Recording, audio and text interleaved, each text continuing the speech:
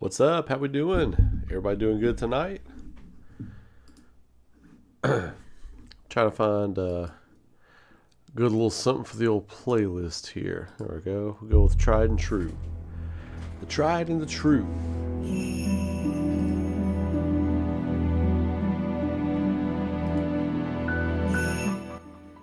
There we go. Turn it down a little bit. What up, Chris Soldier? So, Coach, how we doing tonight? Beck, I'm good. I'm good. How you doing? Hope everybody's having a great weekend. Trying to get that. I removed the light bulb right over my head here, so I can have the lights on in here, and it's not like drowning me out. So, but you know what? That white right there. There we go. There, now we're good.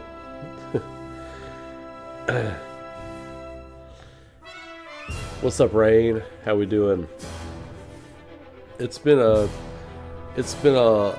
long week, but I'm excited to be coming on and hanging out with you fine Kaufmanites tonight. I worked all day. I worked a double open till pretty much almost closed tonight, and it was it was a long day. Yesterday was a long day. They're all long, right? But I'm excited about some things I want to share with you all tonight. One thing in particular, let me turn that down just a little bit.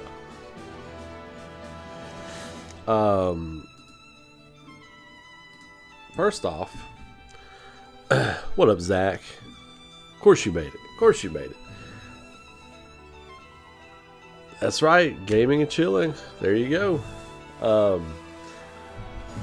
The ARAURA channel's been picking up over there, so thank you to everybody who has jumped on board and been watching all the content over there, and so I appreciate all that.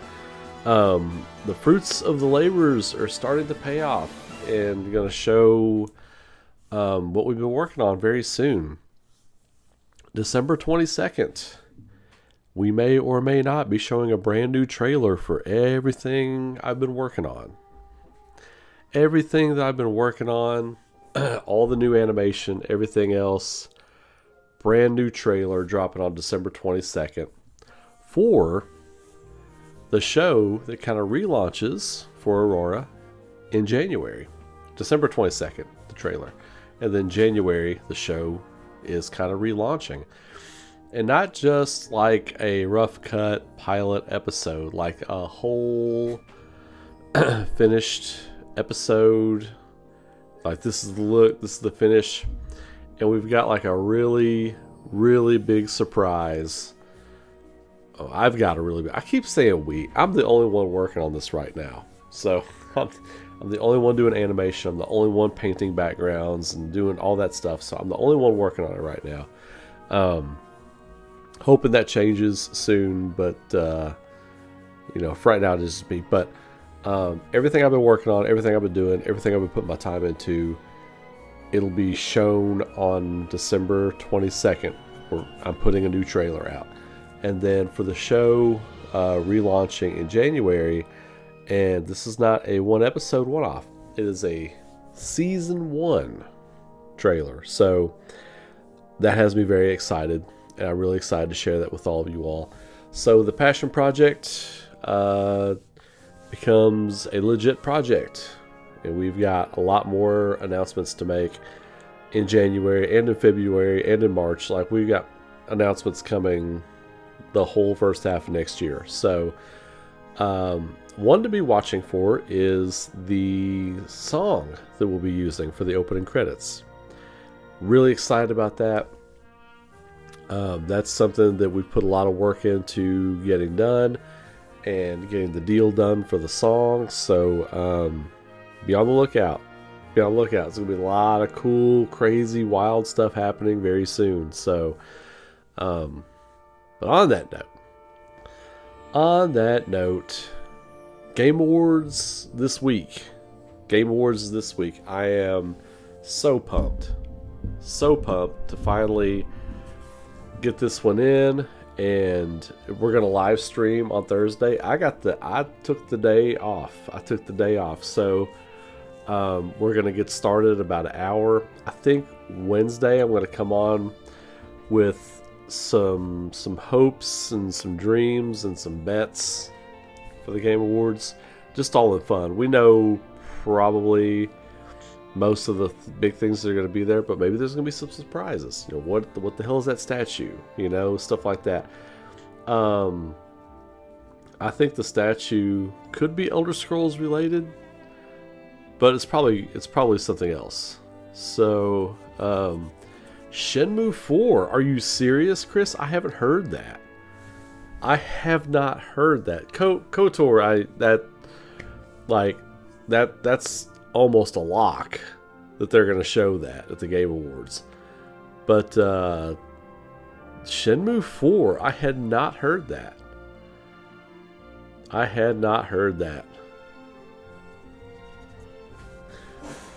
So, but I'll be on an hour before the show. I think the show starts at 8? It's 8 o'clock, right? So we'll be on at 7. Coming on, hanging out, getting the party started. And it's gonna be a good time. It's gonna be a real good time, real good hang. And I hope everybody can be here for it. We're gonna have a lot of fun. Star Wars Eclipse, from what I understand, I don't know if it's still the case because I haven't heard anything about that game in months, but it was in development hell. Like, it was in development, not even hell, purgatory. It was just floating around for like a year. I think KOTOR Remake is a lock to be at the Game Awards. Not that I've heard anything. I just see a whole lot of people that are people in the industry talking about what's the new Star Wars? What's this new Star Wars game we're going to get? I have a feeling it's Knights of the Old Republic remake.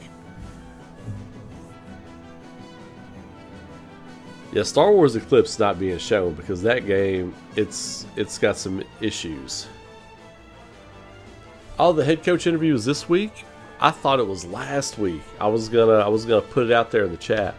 Good vibes to you in the chat, sir. Good vibes. Let's put some good vibes up for Coach as he goes for head coaching interview. Go get it. I'm gonna watch my Bears try to take down the Packers tomorrow. So we'll see. I'm not. Hey, whatever happens the rest of the season, it's been an awesome season. I got nothing but love for my Chicago Bears and Ben Johnson. I think they're just fine. And you, sir, I believe will be just fine too. You're gonna get yourself a head coaching gig. I know it. But yeah, so I think Knights of the Old Republic, I feel like it is going to be there. I feel like that one's going to be there. And look, here's the deal too. Like, we don't know what other kind of surprises are going to be there, but I will tell you one thing that a lot of people are talking about. And the people I have talked to have finally confirmed that Square Enix has noticed. So if it wasn't in development, I think it's going to be in development now. But Square Enix has taken note, and they are aware of the groundswell of love for Chrono Trigger. They know people want this game. They have seen the analytics on the posts for Chrono Trigger, for the Yuji Horii interview, and all the stuff going on. I think Chrono Trigger is in development. Something Chrono Trigger, whether it's 2D HD remaster or a full-on remake or something. Something is in development for Chrono Trigger at Square Enix. That has happened. There is something in development. So I don't know how far along, if they're just talking about it, if it's in the ending stages of development, what. But that is happening. It's finally happening. It is finally happening. And I couldn't be more stoked for it. Yeah, saw the Final Fantasy IX collaboration thing. I do like the way the character designs look in that. Like the character models, the character key art looks really good in that. I would actually not be mad if that was what the remake looked like. But alas. So I don't think Chrono Trigger will be any kind of like surprise for the Game Awards. But wow, you want a title that would have people talking over the main stuff that you've got coming right now? That'd be the one. That'd be the one.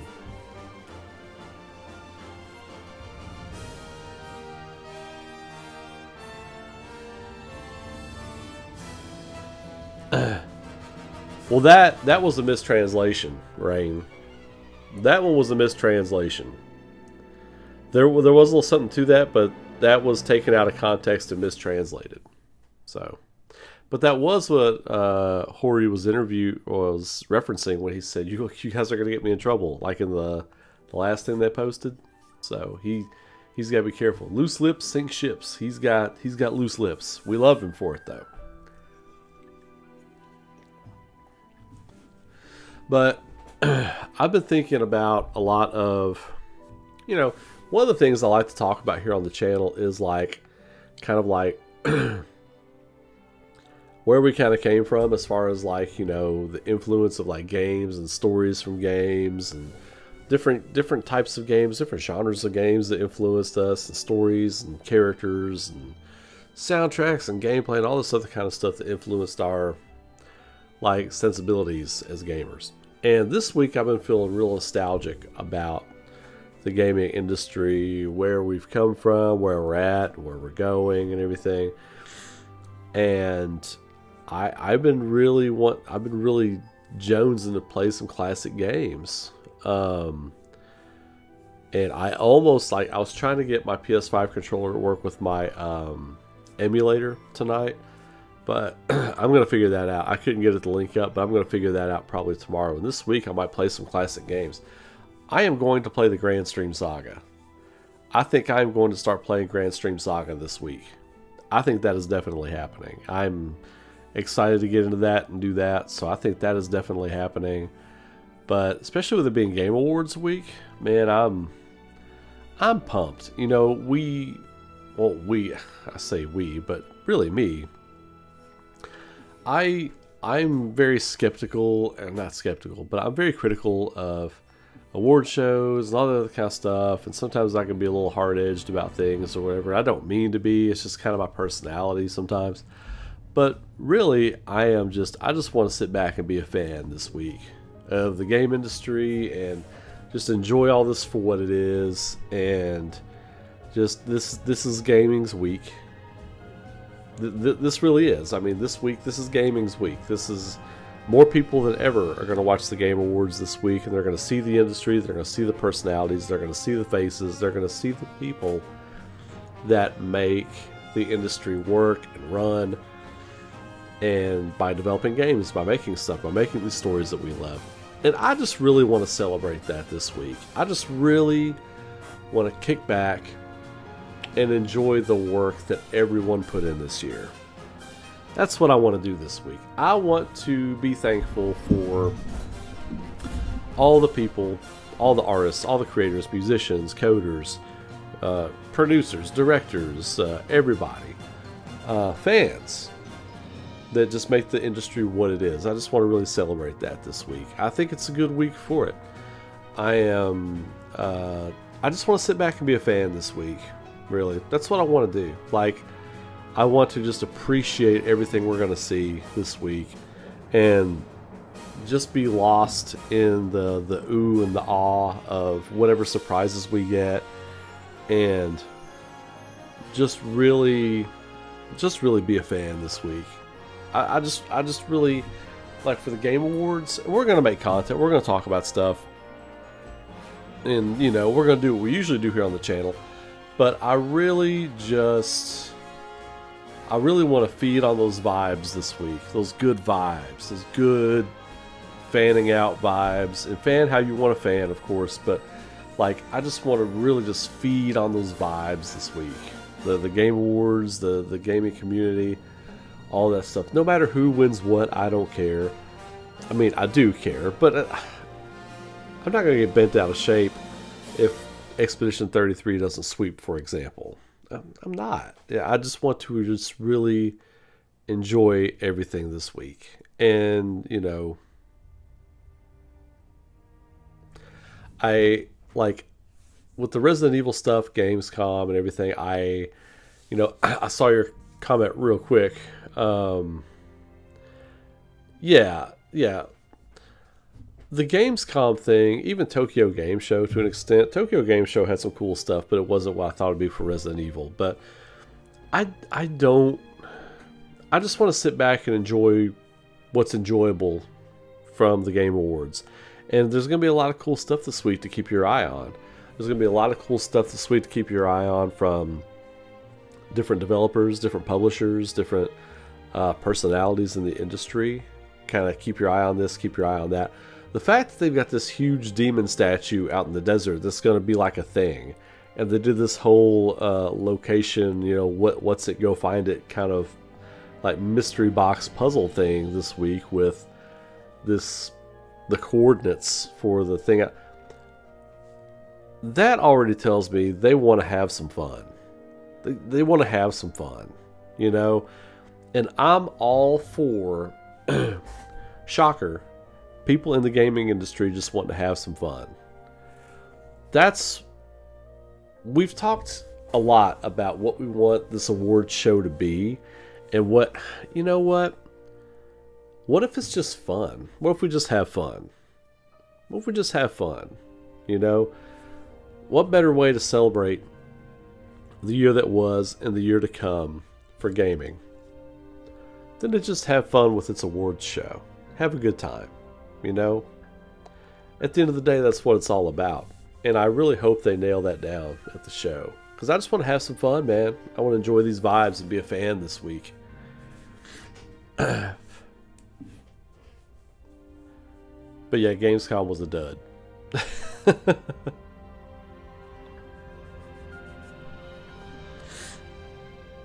Oh, so it's 7:30. Okay, I was thinking it was at like 8 for some reason. I don't know why I thought it was 8. But yeah, so, I mean, I just want to have fun. I want to enjoy it. I do think Expedition 33 is going to take home a lot. But here's the thing. I think the fact that we're all trying to guess what some surprises and stuff might be, I think they might have some really nice surprises in store for us this year. To the point where we're all kind of guessing, and we've gone from talking about the things that we feel like are definitely going to be there. And what's got me hopeful for the show is we're all kind of allowing ourselves to kind of let our brains drift a little bit, let our imaginations drift, and figure out kind of what we would just love to see above all else, you know? And that's what's fun about these shows. I think there is a lesson to be learned from, like, just fixating on one or two things and being disappointed if those things aren't there. I'm going to try to leave myself open-minded enough to enjoy the stuff they show. Now, I'm not saying just like everything that comes on screen is like, that looks great, because that's not the case. We know that. Everything they're going to show is not going to be for everybody. That's not what I'm saying. But just leaving myself open.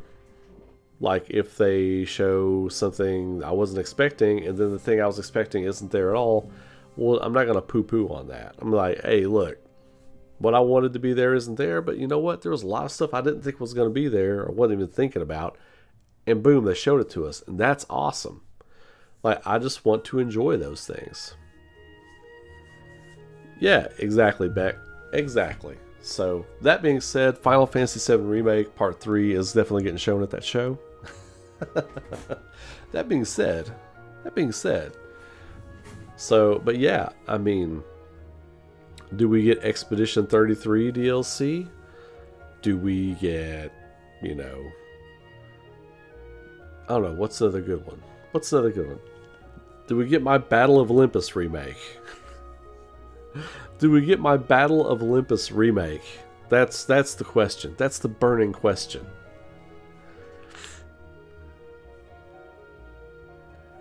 Yeah, man, exactly. Yeah, I'm gonna have a few choice beverages here to my left. I got like a little side table right here to my left. Have a couple choice beverages I'll be making and enjoying during the show, and I'm gonna have a good time with it.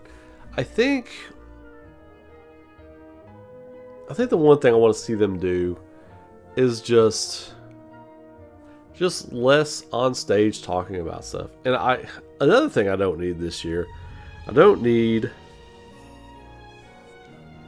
Jordan Peele coming up for like a second straight year with Hideo Kojima. It's not Jordan Peele, it's Hideo Kojima. But Hideo Kojima marching out Hollywood people, like, look at these new Hollywood people that are attached to my game. I don't need that. And plus, he won't even show the game. Like it's like, look, some more industry actors are in the game. Here's another director from Hollywood that's part of the game. Like, we get it. You want to make games. You want to make movies. You don't want to make games. We get it. Whatever, you know. Been here, done that. We've heard it. We don't need that. Celebrity cameo fests, don't need them. Don't need them. Less of that. 3 minutes and out for the Muppets. We don't need a 5 to 10 minute Muppet vlog on the show. Keep it light. Make it about the people making the games, because those are supposed to be the stars of the show. Here's the thing. The audience you've got there in-house, that's who they want to see. Like, they want to see the developers and the musicians and the artists and the voice actors and all those people. They want to see them. And that's what's going to make your audience pop, is when those people are there. Not when, like, some shoehorned celebrity, no. Well, that's exactly what it is. Kind of shoehorned in celebrity stuff. Don't need that. Leave it out. Zach, I'm gonna go ahead and save you. You know they're gonna pop up. You know they are. They are going to get a segment. It just needs to be a short segment. Just make it short. It doesn't have to be crazy. You don't have to go balls to the wall with the Muppets. You don't have to do it. Period. Just 3 minutes and out.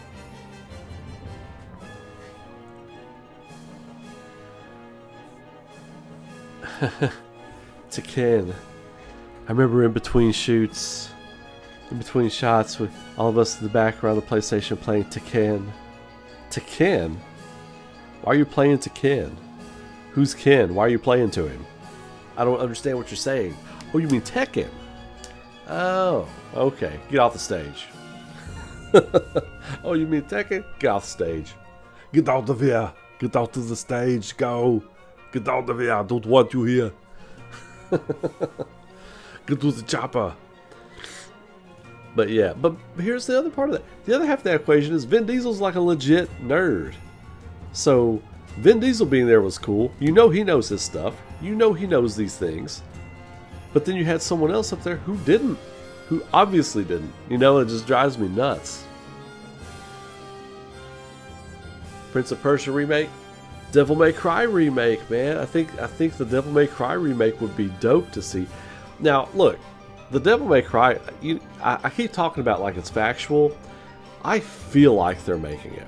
I've heard people say some things that Capcom's kicking around this idea or whatever. I feel like it's in the early stages of development. There's nothing to show. But I think it would be nuts if they came out and was like, yo, Devil May Cry remake's happening. It's happening. Here, you know, and eventually we got a trailer for it or something. Not at the Game Awards, but if they had one, that would be insane. That would be insane. What's up, Faith Giant? I understand. Trust me. No, nobody understands that more than me. Glad to see you here tonight. Hope that things are trending up for you. Ass Creed 4. Ass Creed 4.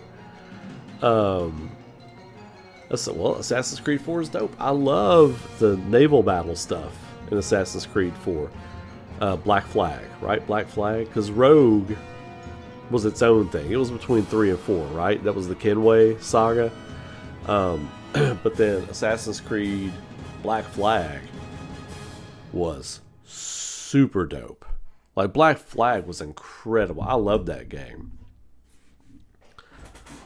But not better than the Ezio trilogy. Just because the Ezio trilogy is... the character work is so good in that.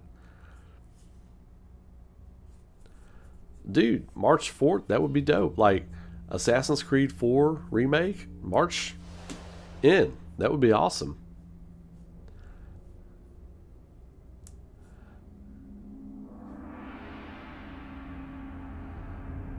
It's cool. The compressor chamber that affects the, jacking the chair up and down or whatever, it goes out pretty quick.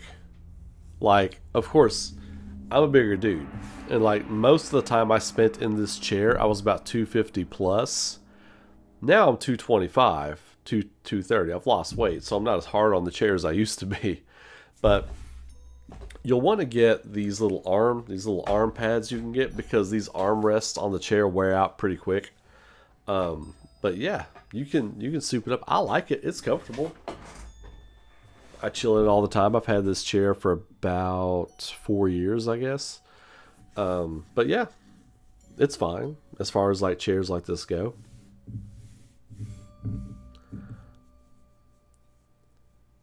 Yeah, DMC1's my favorite too. That first Devil May Cry is lightning in a bottle. It's so good. Never really quite had a character like Dante before. And everything you do in that game is like special,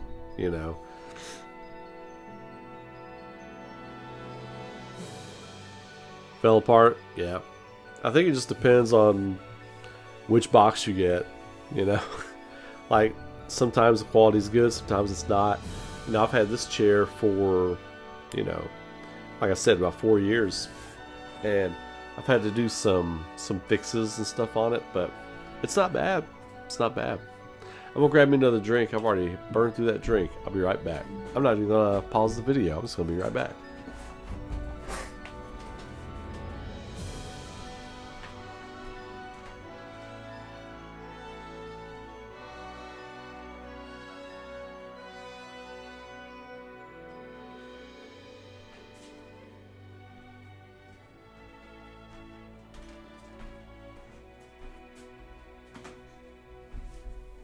Ooh.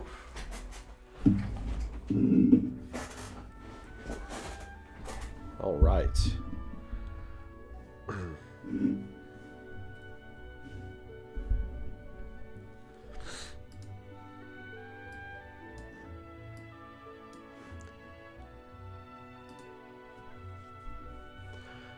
One of the things I did this week is like I kind of like fixed up like all my folders and stuff on my computer to streamline my workflow a lot more.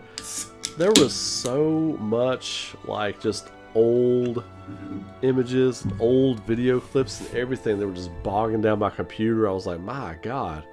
You ever clean out your computer and you find all this like little pieces of things here and there, little pieces of images you worked on? If you're a musician, little MP3 or a WAV file here, a little there.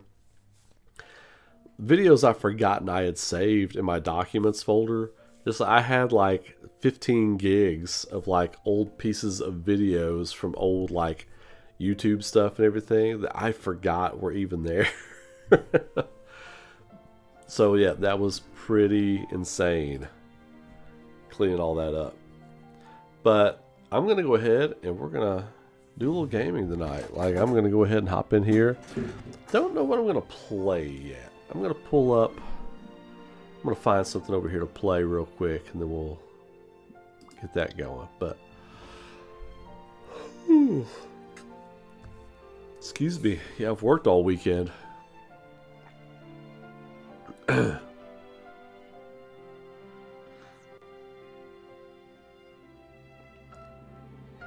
Oh yeah, dude.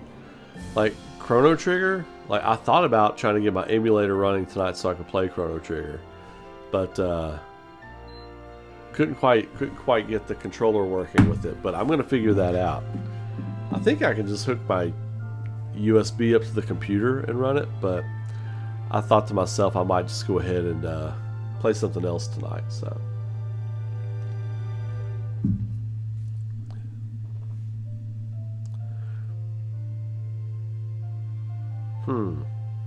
My capture device is not working. Figures.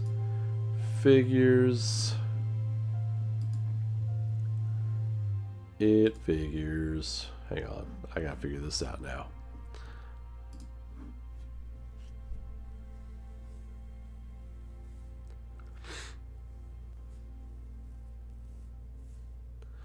Yeah, the Shenmue thing. Yeah, someone was talking about that. I'm not really sure how much of that I believe. So I'm gonna put the stream on hold for just a second. I'm gonna figure out what the capture card thing is. I'm just gonna be just a minute. I'll be right back.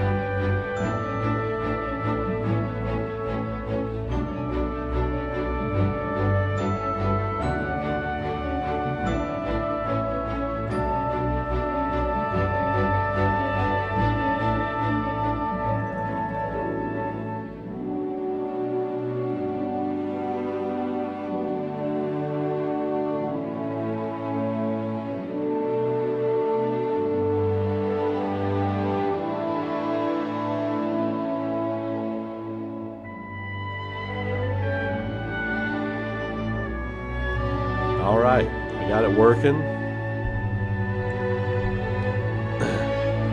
And the choice is made. Let's go.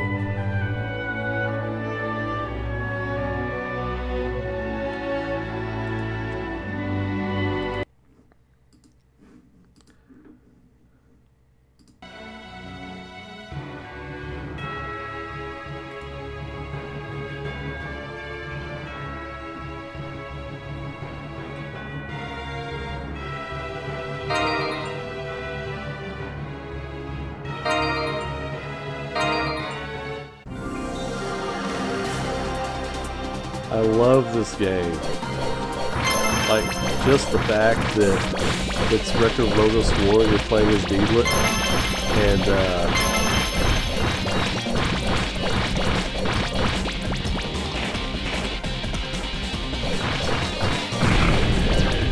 you're playing as Deedlit, and it's basically a Symphony of the Night clone. Sign me all the way up. Spirits of the Wind!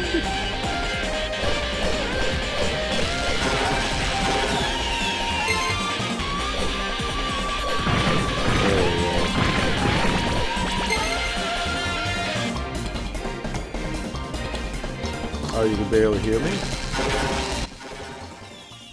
There we go, I had that turned up too high.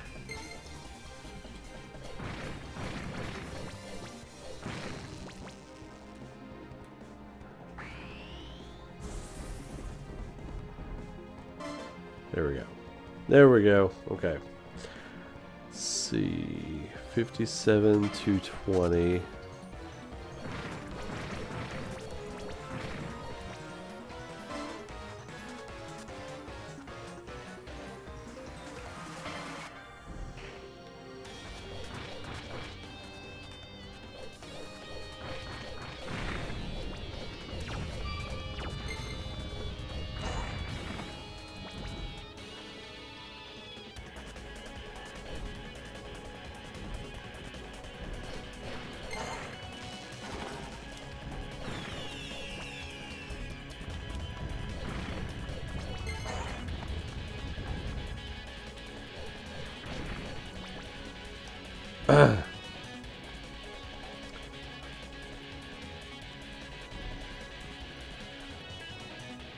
After, what's up, Adam? How we doing?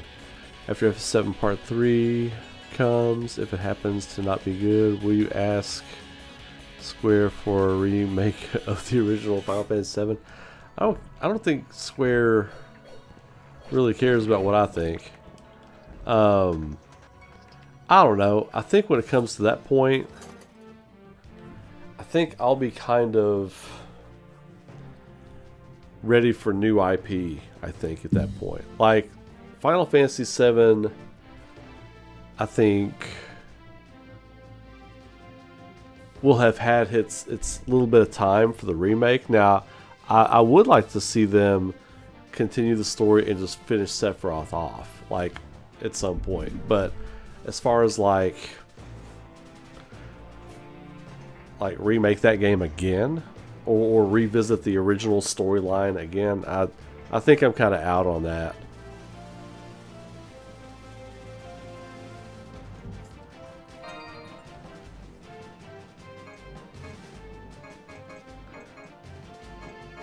I think I bought everything. Yes, I have bought everything from Gimli. Oh, didn't mean to do that.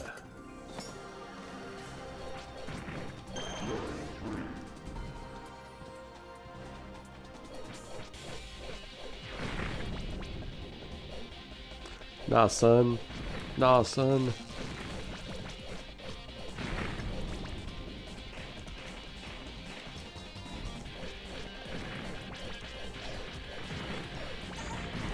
Dark elves.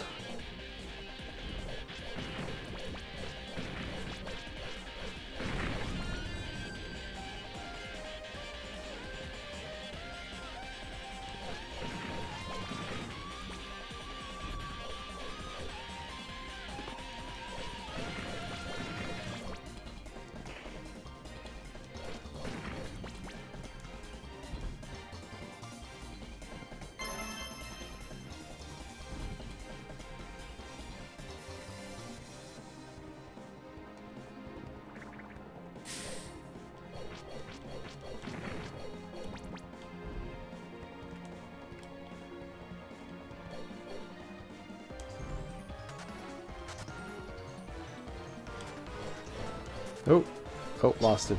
There he is.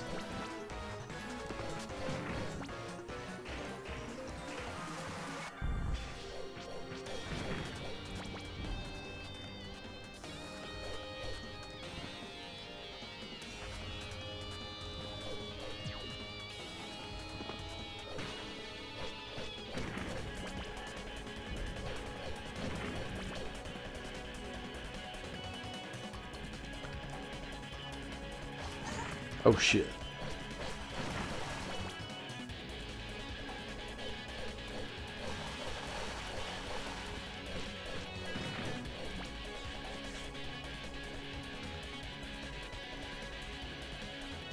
Yoink. No, I can't just walk through it and take damage, I guess.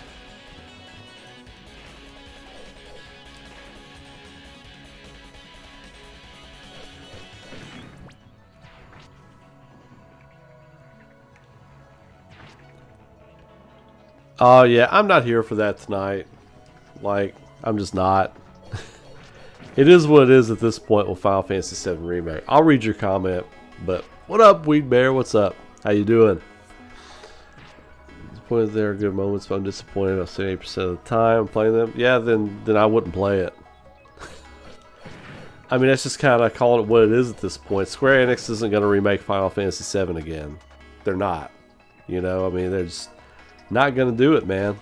My heart goes out to you. And, you know, I've talked about this before. Everybody who has that opinion, that's valid. You know, if you don't like the direction they took with Final Fantasy VII Remake, that's valid. I, for one, like the game. I understand why people don't, though. But Square Enix, they're not going to do it again. And I don't think any, like, weird fake fan petitions or anything like that online is gonna make them do otherwise. Because I know there's a lot of that too. Oh, we're gonna do a fan petition. They don't care about that. Like, those Japanese companies don't care about that stuff. They do what they want when they want.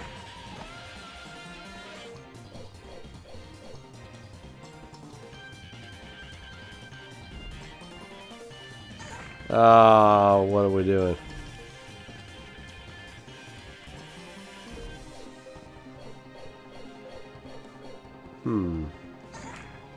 How do I... what? Level down. Oh, what have I done? Here, hang on a second. I don't remember how to play a large part of this game. I just thought it'd be fun to come in and play a Metroidvania Record of Lodoss War game tonight. Let me see. What else do I have? I mean, I've got Lunar. You know what? Let's go play Lunar. I've got to get through that anyway.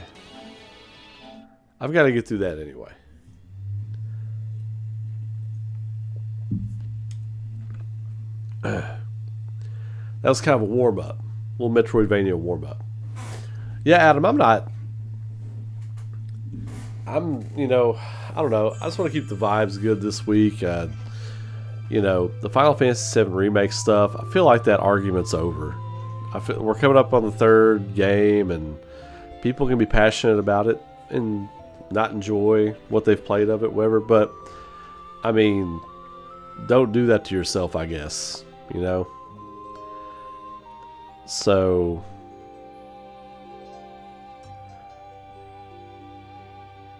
yeah, I mean, that ship has sailed.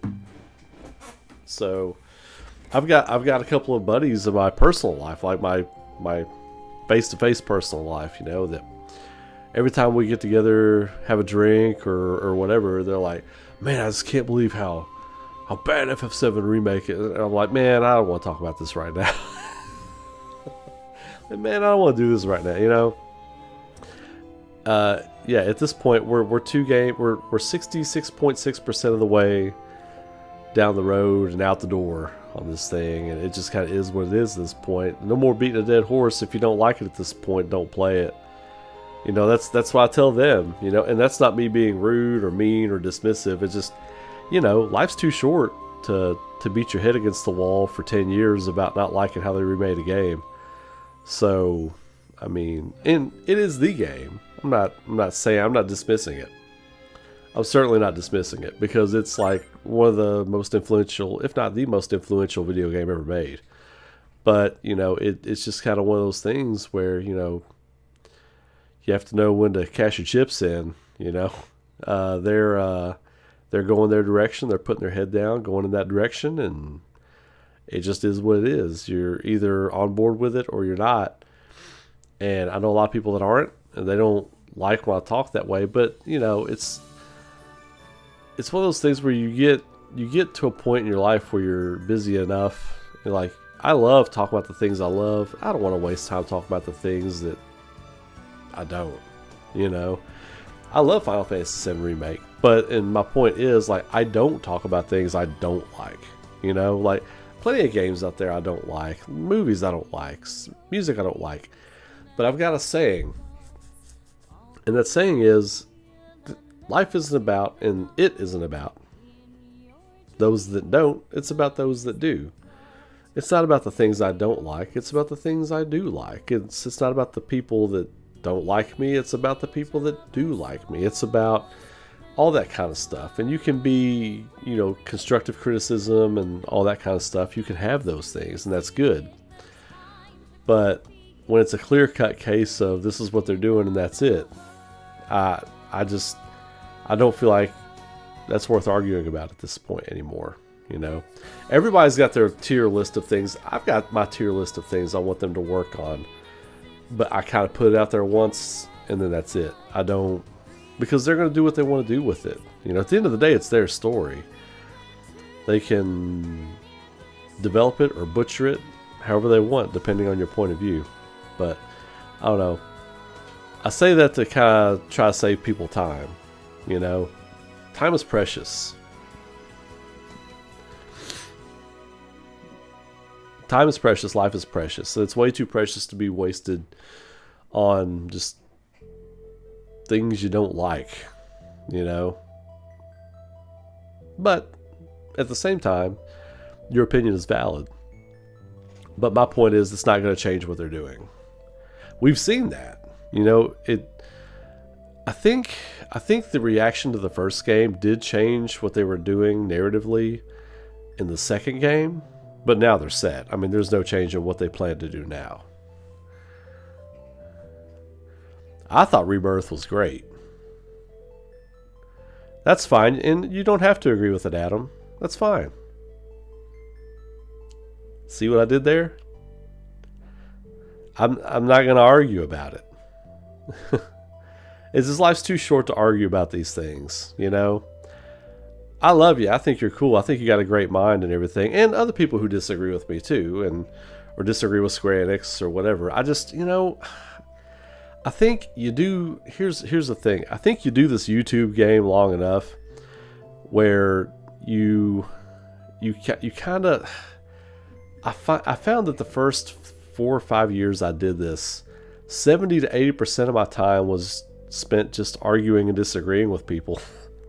I was like, what a waste of life that was, when I could have focused on playing fun things and enjoying things and building the community and fleshing things out more. But you get to a point where you argue with people about things and you're worried you offended somebody, and you're like, oh, I didn't mean it that way, and you talk in circles. And it's just, at the end of the day, everyone should have their opinion. It should be valid. And because it's important to you, that's what's important. I understand that. But at the same time, I just, you know, I can't argue with people about Final Fantasy VII Remake anymore. I just refuse to waste any more life force on it. At this point, my company line on that is, if you're into it, great. If you're not, awesome. The original will always be there. And I still play the original. And it's still the best game ever made. So that's all I'm going to say about it.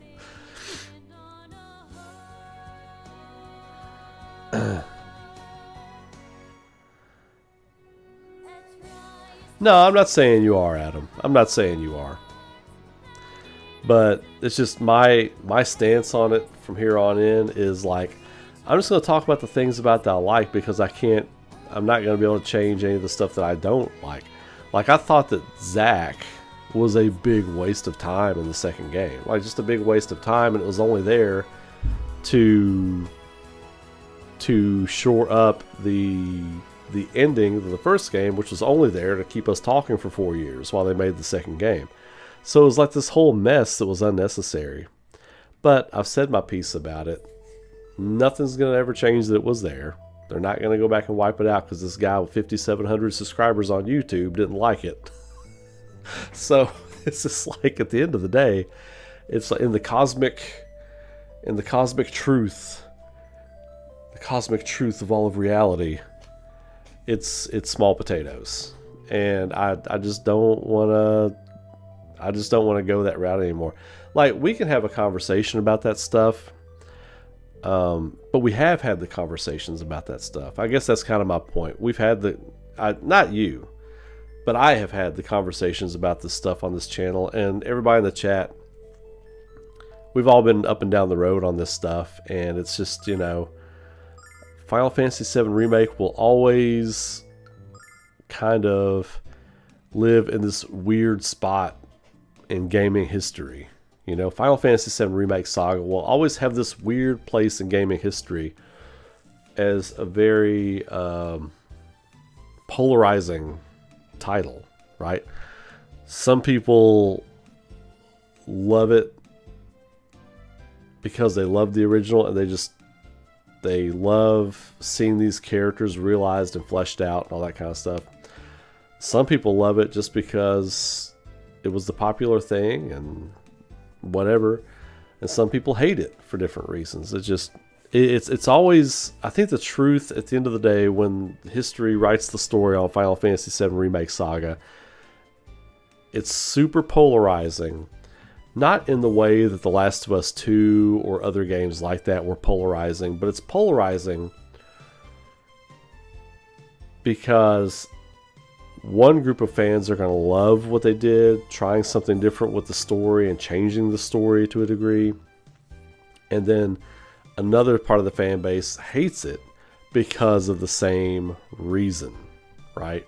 So I don't know if a game or a story or movie or anything has ever done that, Man, I'm sure there has. I'm just not thinking of it,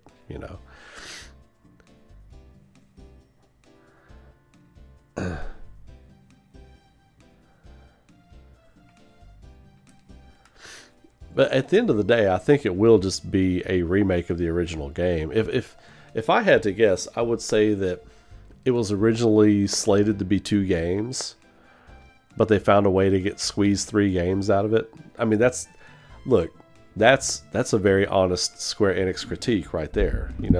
Oh, it could be 2 games. Can we squeeze 3 games out of it? Can we squeeze 3 50 to 80 hour gameplay experiences out of a game that you could finish in 35 hours in 1997? Can we squeeze? That's a very real critique of Square Enix. And if anything's to blame, it's that they had a big job of fleshing out more stuff to make it a current gen AAA title. They had to flesh out a lot of things, the world and everything, but in which the world is beautiful. I love playing around in that world and running around and doing fights and hunts and all that kind of stuff. But it could have been 2 games. Like, let's be real. It could have been 2 games. But it is what it is.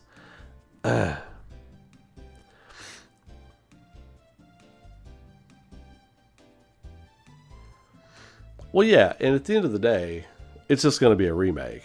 Like, Sephiroth is going to summon Meteor. You'll probably fight Sephiroth in a different place because they've already done that. And again, I've talked about this stuff before. But at the end of the day, it's just going to be a remake. And that pissed a lot of people off, and I lost a lot of subscribers. I don't care. I would rather lose a lot of subscribers and have all of you all here for some truth than to lie to you to pump views and to stroke egos and stuff like that. I'm just going to be honest, man. It's just going to be a remake of the original game, like the original story. We're going to wind up in the same place. So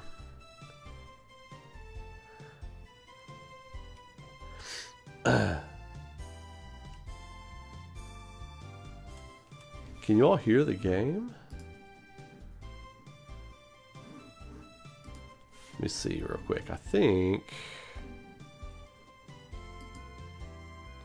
I closed my system settings. Bah. You know, I talk to him a couple times a week. We still text. Like he's just a great dude. And yeah, I mean the fans were real shitty to him, you know, and I don't think that's right. And I still don't think that's right. He should have been able to voice his opinions how he wanted to. He didn't like it. And he even gave the second game a chance. He still didn't like it. His opinions are valid because that's his truth. People are always like, speak your truth. Well, when people speak the truth, it's not the popular truth. Well, they get ran out of town for it. That's why people say stuff like, speak your truth and everything. They're full of shit because they don't want you to speak the truth. They want you to agree with them. That's what they want. So, no, what happened to him was bullshit. He should still be making content. Because I've said before, like, Soldier First Class is the reason I started making YouTube content. Like, that guy, and that guy alone, is the reason I started making content. We became friends because I reached out to him. I was like, look, man, I love your channel. I love your content. I love everything you're doing. You're the reason I started making YouTube videos, and I appreciate you. I just wanted you to know. We became great friends because of it, you know?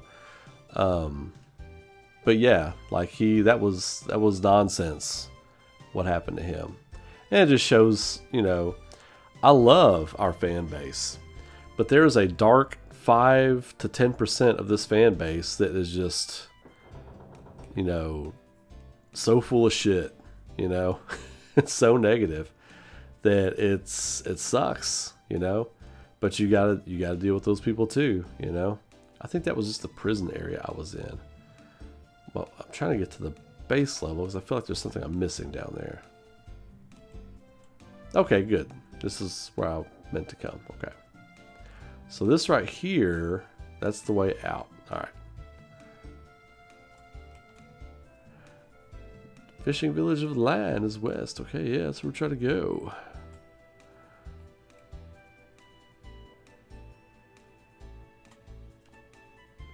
Hey dude, what brings you to the barrier? On an adventure, huh? Cool, man. If you head south from here, you'll enter the Marius zone, but it's totally overrun with monsters. Word to the wise, avoid. Now that's where we want to go, boy. We want to go do some fighting. Get some monsters taken out.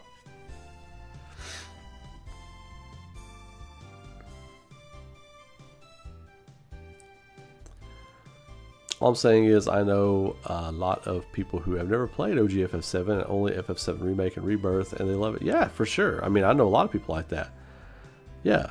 Yeah, it's not bad. It's not bad. And the problem people have with it is they feel like if it had followed Final Fantasy VII Remake to a T, that it would have been even better. That's what people's hang-up is, because FF7 is the greatest game ever made.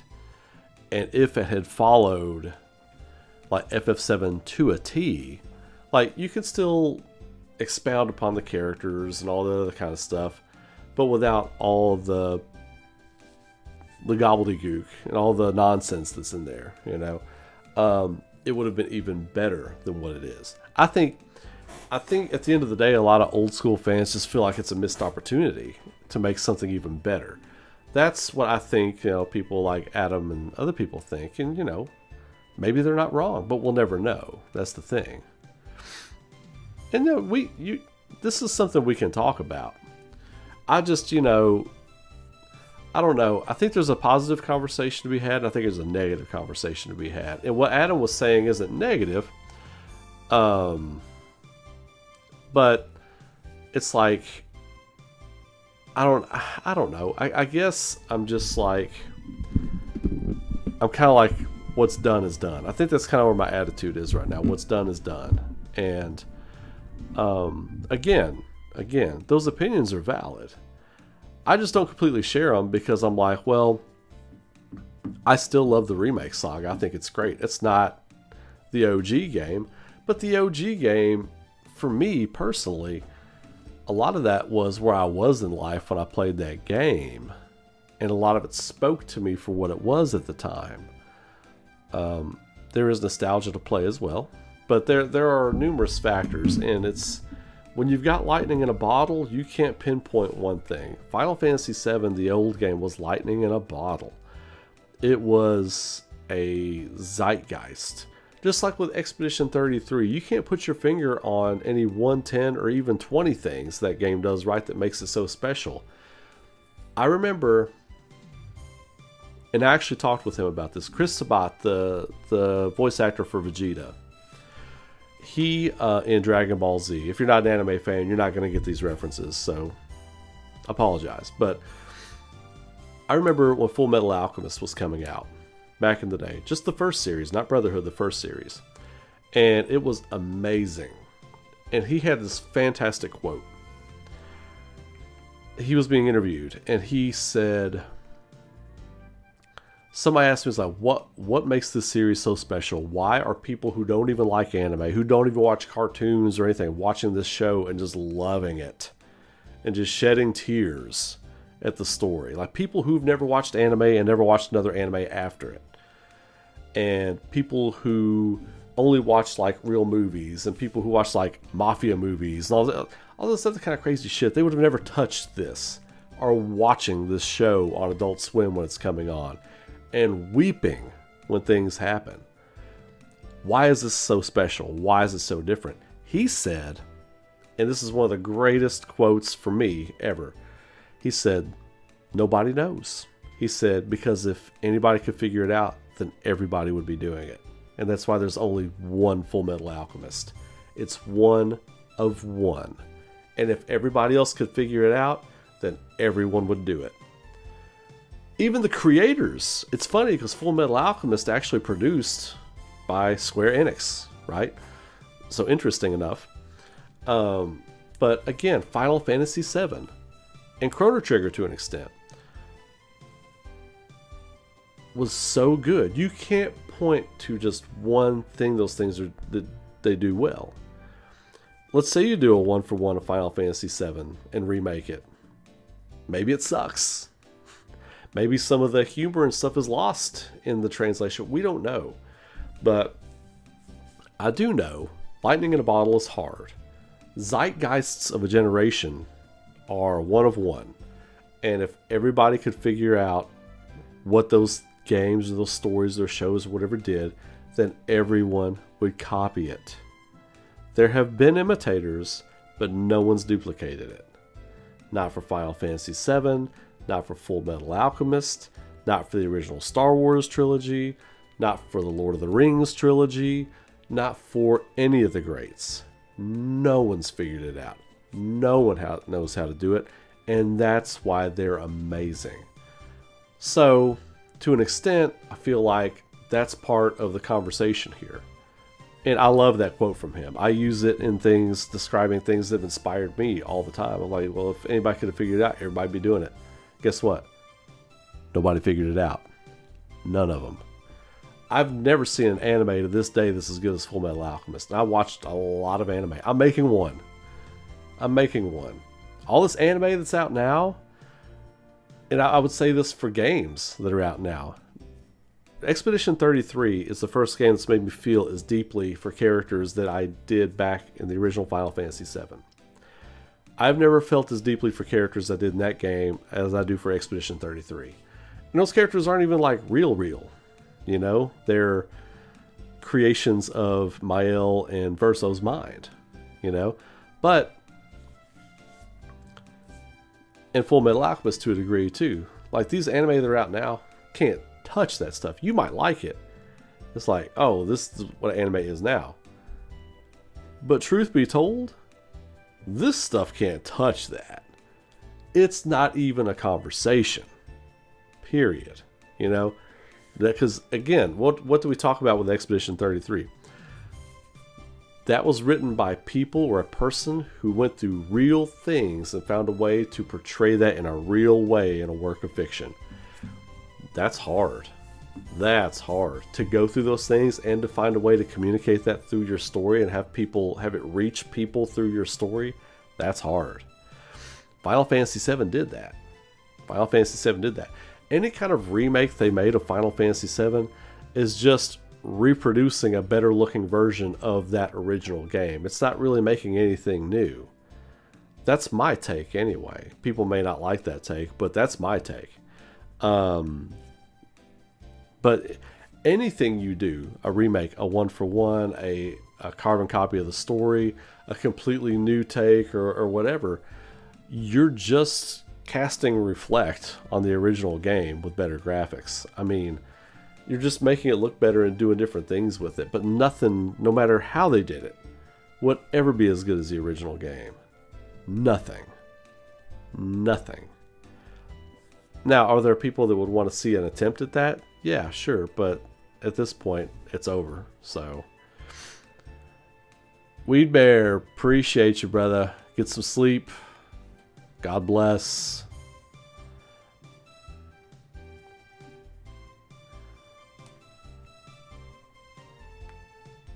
The snowboarding part, that's actually accurate sentiment.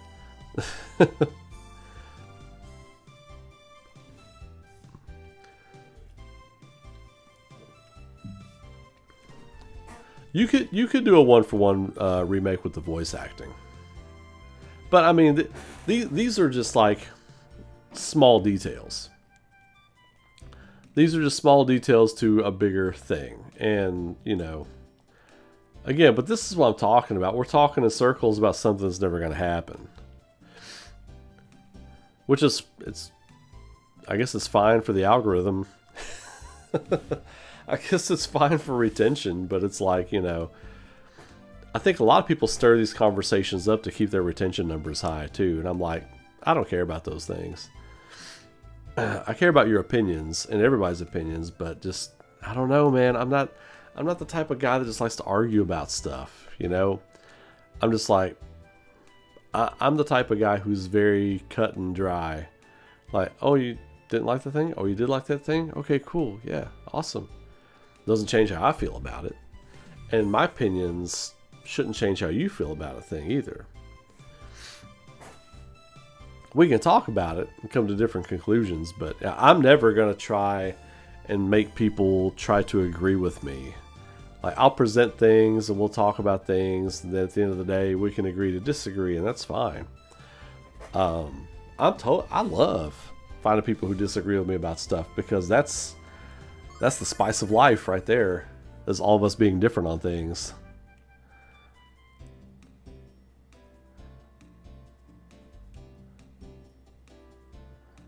Where am I going?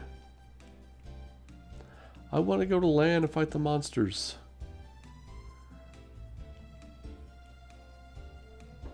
Okay, so it's gotta be this way. I don't think there's anything in the prison. I don't think there's anything down here. I've talked to all these bozos. Jessica, why must you taunt me so? Can't you see how much I love you? Whoa, someone call the guys in the white coats. This one's a keeper.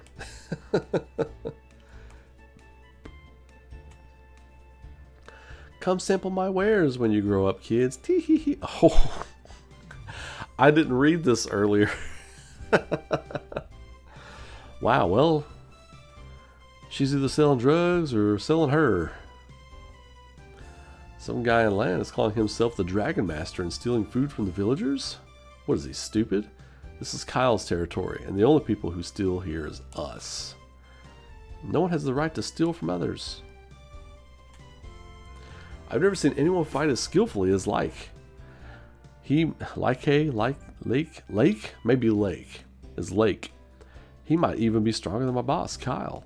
I can't believe we tried to charge him money. I'm so embarrassed.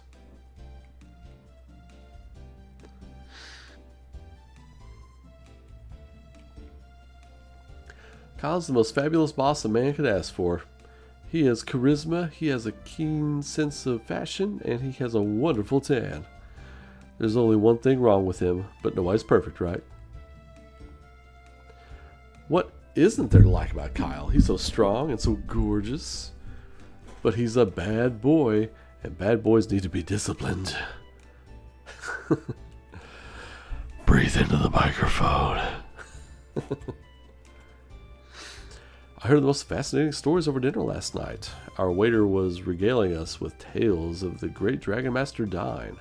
I was so fascinated that I allowed my chocolate souffle to get cold, and I never do that. I bet Alex could tell you some great stories about dying too. I'm the second strongest man in Nanza. One of these days, I will beat Kyle at thumb wrestling. Okay. Alright. Still can't believe what happened. Kyle and I were taking a walk and holding hands when this horrid little girl came up to us. I think she was Kyle's ex-girlfriend. She screamed at him, slapped him in the face, and stormed off in a huff. I don't care if they're friends or not. She has absolutely no right to treat him that way. See what I mean? Country women are just as rude as the men. Play me some mountain music. What's that? Someone has a bigger appetite than these guys? That's a frightening thought. The brigand's surprise is the hardest dish to prepare. One mistake kills the flavor dead. Can I do cooking?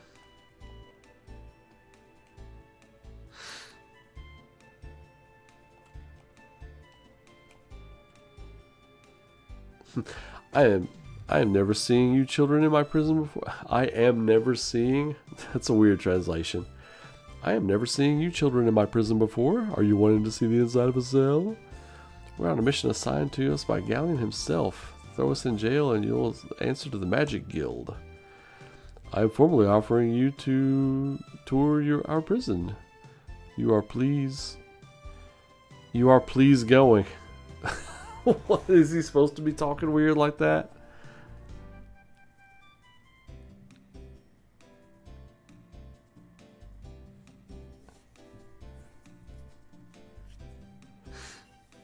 Oh yeah, there's all kinds of mods for FF7 Old School.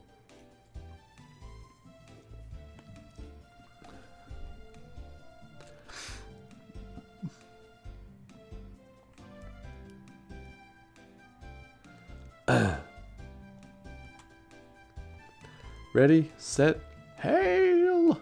Ah, you kids are trying to kill me, aren't you? You're sick. I don't understand what just happened. I don't understand.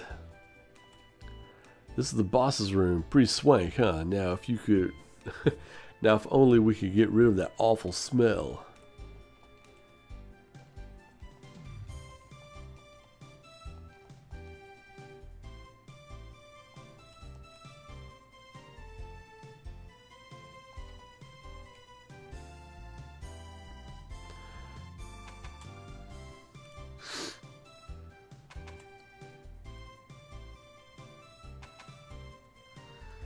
Wait, I haven't been here yet, I don't think.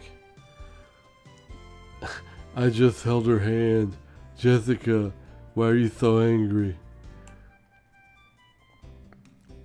Look, over there. It's Maribia. I was there once when I was a kid. You still are a kid. I'm not a kid, I'm a lady. Ugh. Okay. Go down the stairs, thank you.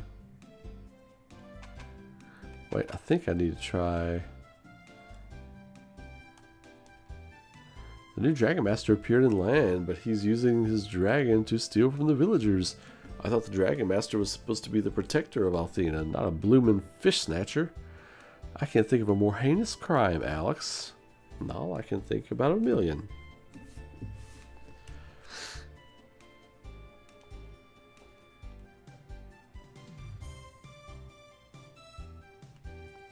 Pretty sure I don't need to go in there.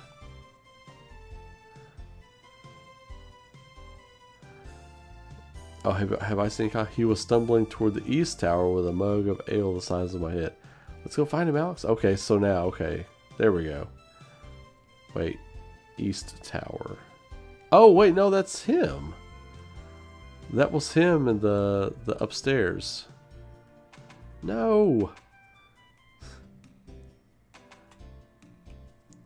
Oh, now he's gone. Oh, no. Okay, we're chasing him around then. Okay. Is he down in his room now? Nope. Where's he at?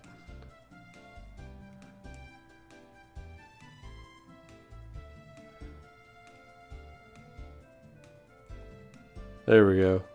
Donuts. That's him.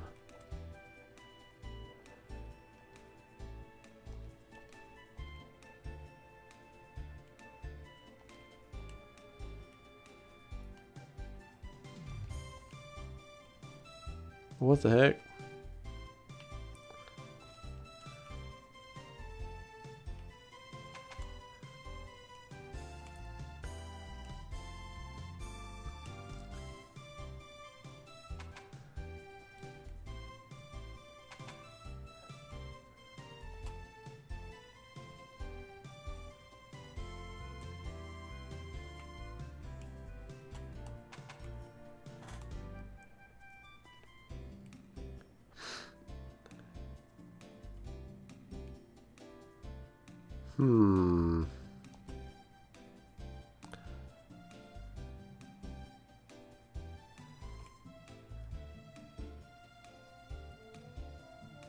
All right.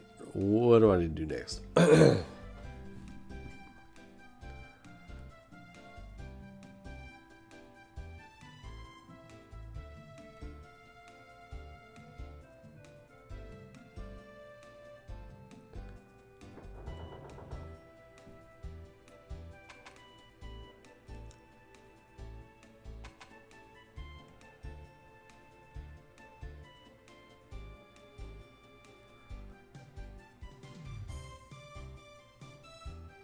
He's still there.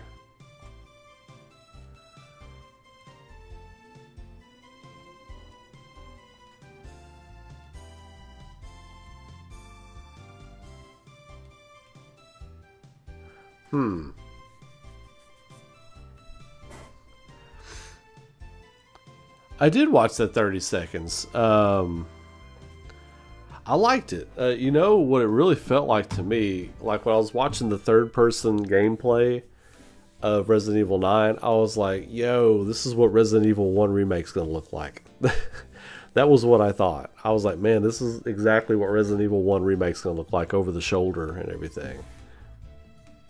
I mean, it really felt like Resident Evil 4 Remake as far as like the action and stuff like that and the way the zombies moved. That's how it felt to me. But playing it, feeling what that's going to feel like when you're playing it, they're very different things.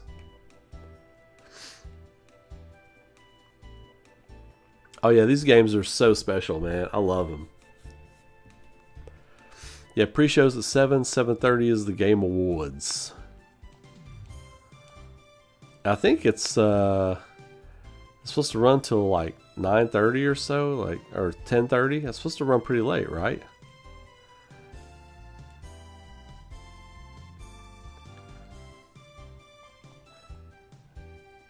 And I'm planning to do a post-show rundown after the stream. So after the show's over, we'll be midway through the stream. We'll be doing some other discussions and talks about things we saw and who won what and all that kind of stuff. So we're going to make a whole night of it. North Tower. I heard some explosive belching coming from that direction. Okay, so now...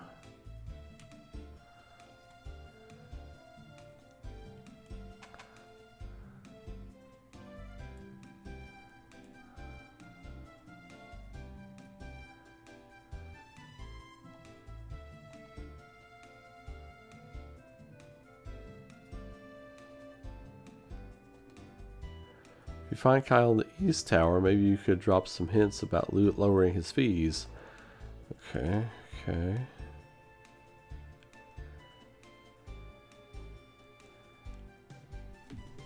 Yeah.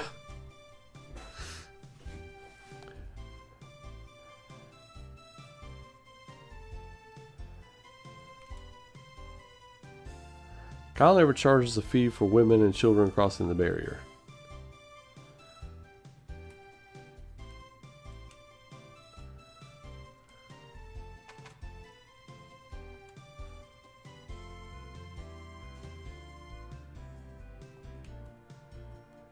I bet he went to the cafeteria in the basement. That's where okay, so I didn't talk to her. Did I need to talk to her? Maybe is that what it was?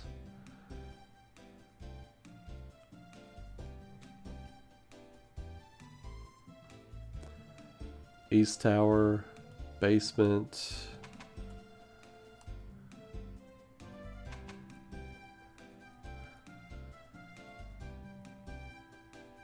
Now he's gone. Oh. God wouldn't even talk to me today. He got rip-roaring drunk instead. He's still fuming over that encounter with his ex-girlfriend. I saw him sashaying to his bedroom, but I don't know if he should go to sleep. After all those beers he drank, he might not wake up. Okay. Guess he's going to his room, which is up here. Which is not up here.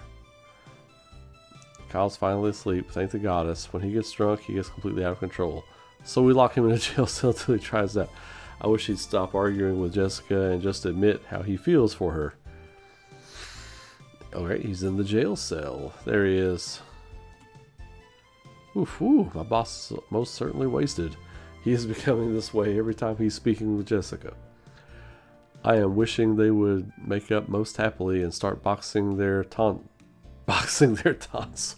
Oh, yes. Gaijin. What's up, Gaijin? How we doing? I remember it being 3 hours long. That's why I was assuming this was going to be about 3 too. Oh, here we go. Okay.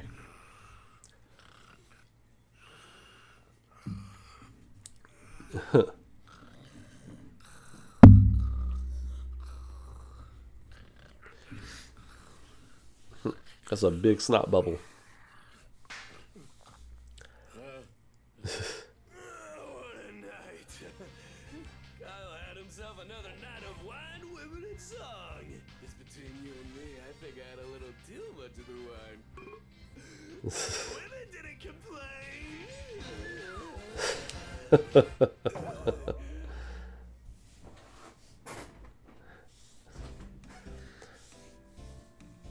The golden age of the JRPG. You are being quiet, kids. Kyle sleeps most calmly, and you are riling him into furious anger. What, the sloppy drunk is in charge of Nanza? So what's he doing drooling all over the floor of his jail cell? When the boss is getting worked up, he is becoming most entirely berserk and uncontrollable. When he is having a most disturbing battle with his old girlfriend, we are knowing it was coming. Okay, so that the broken English is intended. Okay. So we are encouraging him to drink most excessively and throwing him into the brig. It is being for the best. What? Oof. What's going on out there? Kyle, it is being nothing. Nothing at all. You are going back to sleep now. Okay, sleepy.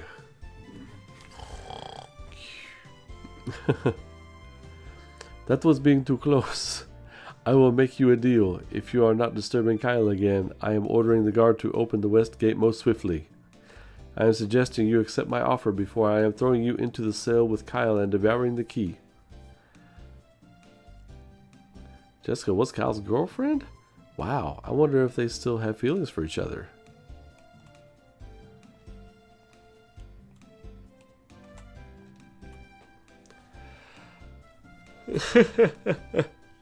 You are briskly walking away from here before Kyle awakens and gnaws on my foot. Okay, what?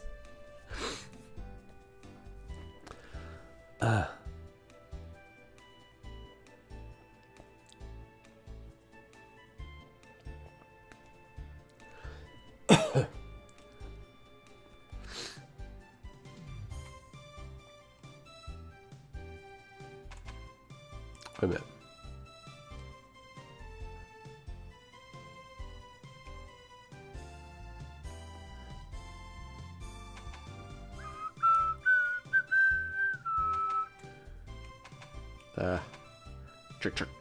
Check.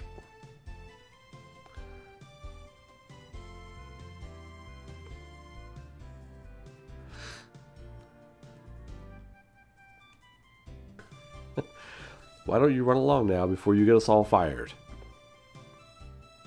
Don't mind if I do. Okay, so we got more shenanigans in this area. Oh, that sucks. Oh, that sucks. That sucks.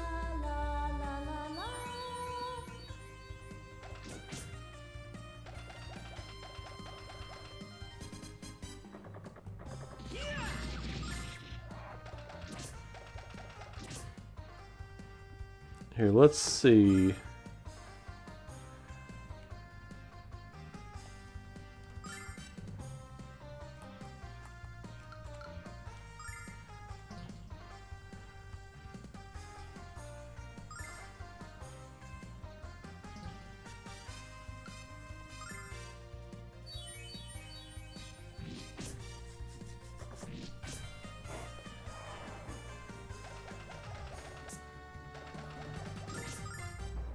There we go. I was like, this is going too slow. Alright. Check this out. Flat.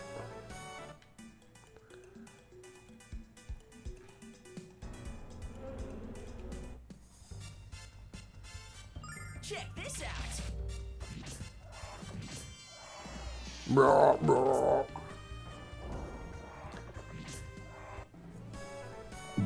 Bloodworth is leaving Easy Allies?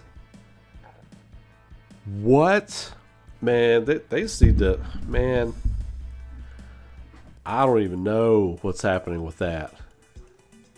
Where's he going? The mountain passes become much safer since Kylo was put in charge. Before he and his men arrived, unwary travelers were mugged on the trail every day. I transport goods between Maribia and the Marius Zone, and this is always the worst part of the trip. Bunch of assholes, I tell you. I don't know about anyone else, but I definitely appreciate what Kyle and his men have done. Kyle and his men have a bad reputation, but they do good deeds.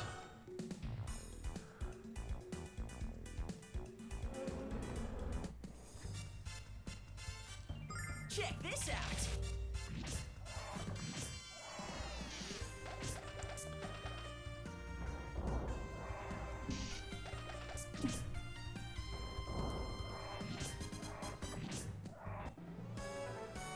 Being look, Bloodworth is like, well, Huber is great too, but Bloodworth is like, he's their knowledge guy. Like, he's their dude on the inside. He's their knowledge guy. I mean, what are they doing? Phasing Bloodworth out. What the hell you mean phasing him out? You don't phase Bloodworth out. Kyle's a thorn in my freaking side. Every time I'm about to make a deal, that freaking kid shows up and scares off my customers. He says I sell stolen goods, but that ain't true. I just acquire them at a 5-finger discount. Here, check it out. I got a cracked mug with I Love Vane on it. A previously owned umbrella with a couple of ventilation holes. So you're gonna freaking buy something or what? Are you a thief or a garbage collector? Are you sure you didn't collect this crap curbside? Well. Check this out.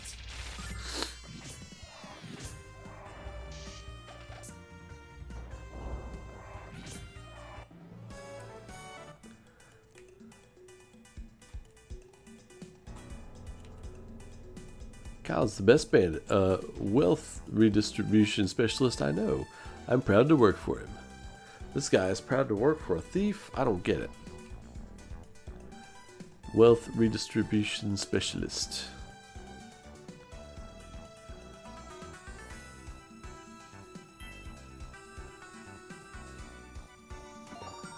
Starlight, I'll take one of those. Yeah, I don't know. I feel like a couple years ago, Easy Allies just kind of started losing their way. And I love those guys, but, you know, people loved the people that were in that group that kind of started that whole thing. And when people start losing, like Ben Moore left, Bossman left, Jones left, there's so many other ones that left. Huber's still there fighting the good fight and, you know, whatnot. But yeah, it's sad, man. But things change. People grow. They move on. You know, things come and things go, you know. It just is what it is. But it still sucks because you feel like you kind of grow with these people, these creators. You kind of feel like you get to know them. And kind of like you all kind of gotten to know me, you know what I mean? And I've kind of gotten to know a lot of you, at least your screen names as you are. I don't see you eye to eye, but you feel like you kind of get to know these people a little bit, and then things change and it turns things upside down their head, and that's just life. This is kind of the way it is, you know?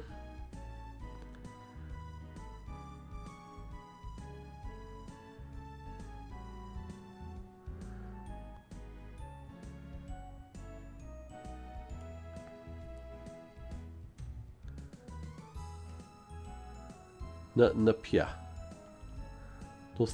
Nothing up here.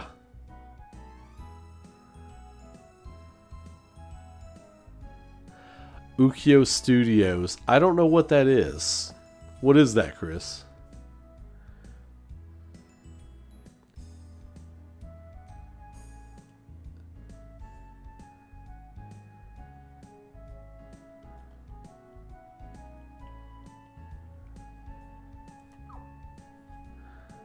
Let's see. 2097. All right.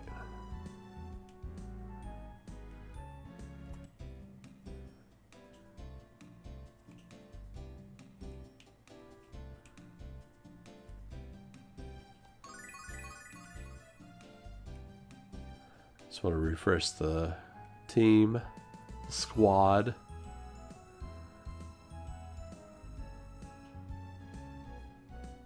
The squad, as the kids say.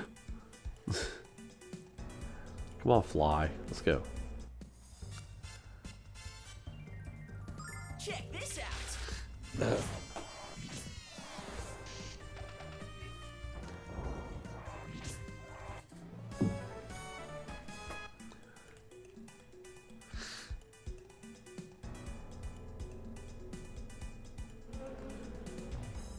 You can't catch me. Check this out.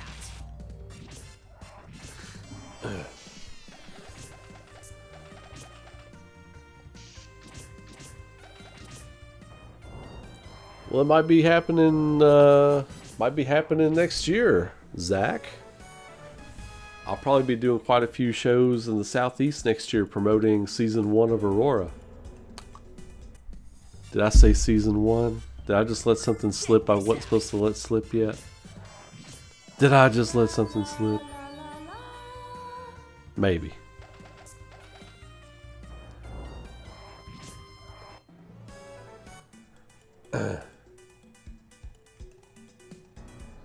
Alright, more flies. More flies in the flatlands here. Check this out.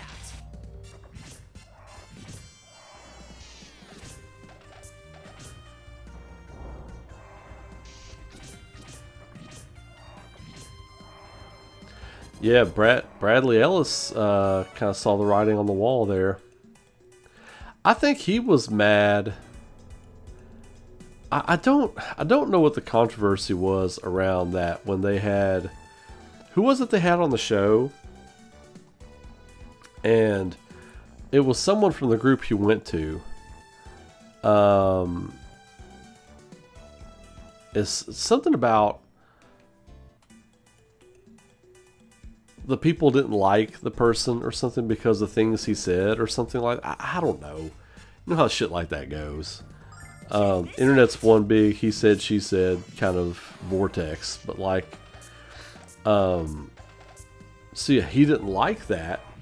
He he didn't like that people were being stymied because of opinions of a few or whatever, and he said, screw this, I'm going to go somewhere else and go work with them. You know, and good for him for sticking to his guns. It's like, I don't like that. I'm not going to pretend I like that just to curry the favor of this fan base who's paying my bills right now. It takes a lot of balls to do something like that, and I respect him for that.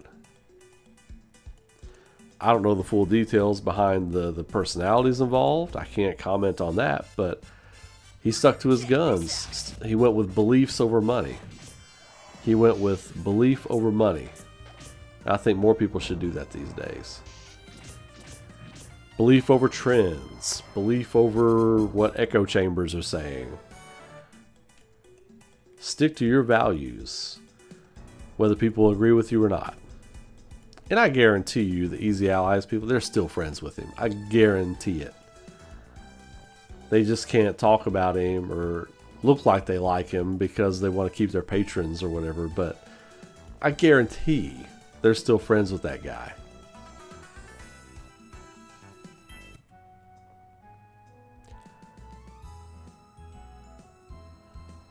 Is that what it was?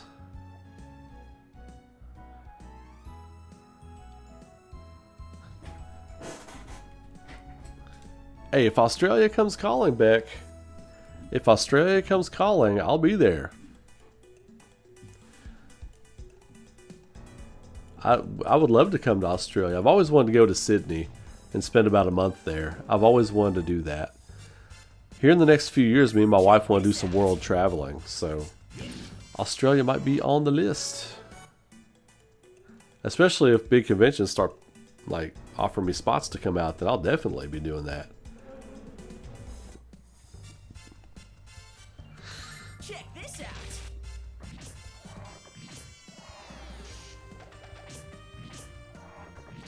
Sleep. They put him to sleep. They put the little monster baby to sleep. They put the little monster babies to sleep. Check this out.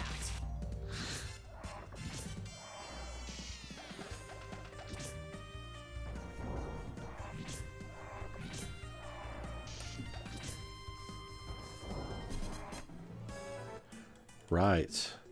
I think right now I'm just kind of focusing on trying to get my guys leveled up. Especially Nash, she's a couple behind where I did some grinding. Nice. Met Hamaguchi and talked about part 3. Oh yeah. He's a very approachable guy. Like,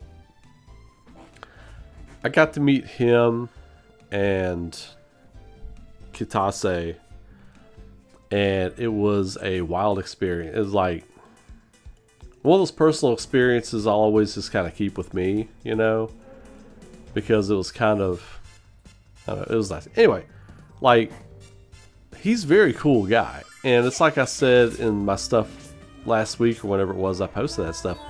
He's so approachable, and it makes so much sense that he's the guy that Square Enix sends out, because he's a fan, he's also brilliant, and he's got a great business mind, and he's the perfect guy to send out to talk to people, and he's just a wonderful human being too. He's us, right? If we all got to work with our favorite gaming company or whatever. Check this out. But yeah, I've said for a long time, these guys are rock star. They've got their next big rock star director.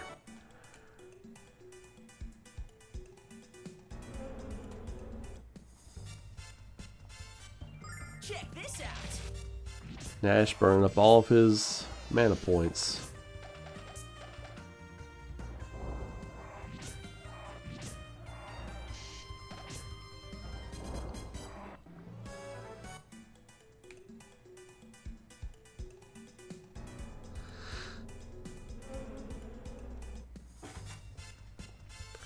Check this out.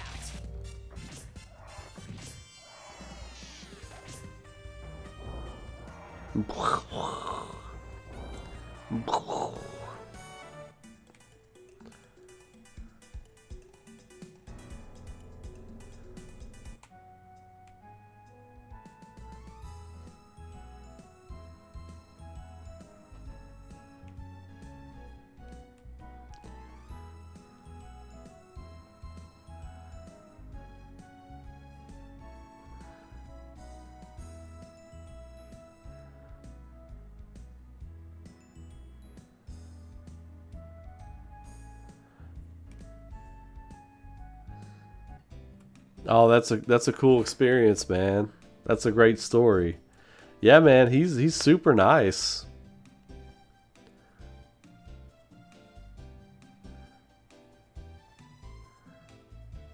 Our village is home to one of the best singers in the world. Her beautiful voice helps us to forget the trouble being caused by the Dragon Master. That son of a bitch stole my fish. Why don't you go inside and say hello to her? I'm sure she'd love to meet you.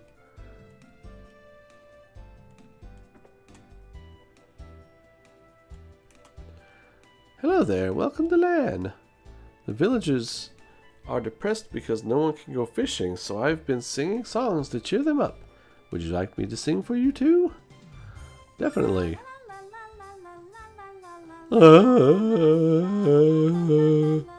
What do you think?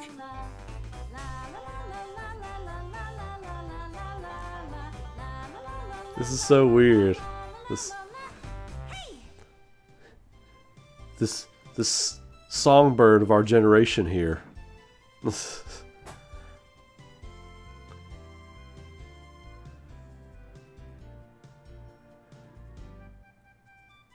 Yeah, I've read that before, Chris. That especially it's hard to do something like that in Los Angeles.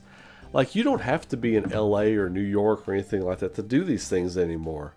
You can have a travel budget, you can go to the big things, and you can be in the middle of Podunk, Iowa somewhere in a town of 3,000 people in a basement, and you can make your stuff look like a professional studio with the internet. You can do anything you want at any time now. People are fleeing LA in droves. Like a lot of the people I work with are like trying to go other places. And it's becoming a fire sale out there. People are trying to get out.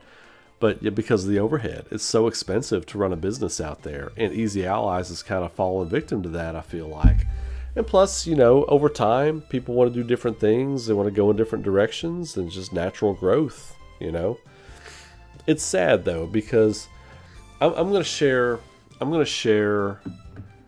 a personal story with you all. And this is, let me get another drink real quick. Before I share my personal story, I will get a drink real quick. I'll be right back.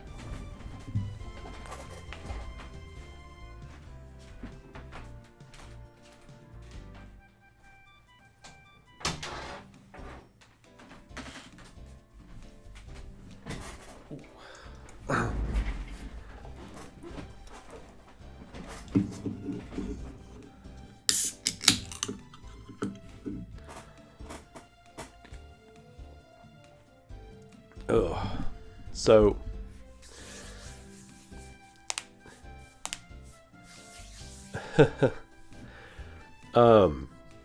so I guess it was about, I don't know, about 11 and a half years ago, about 2014, I guess.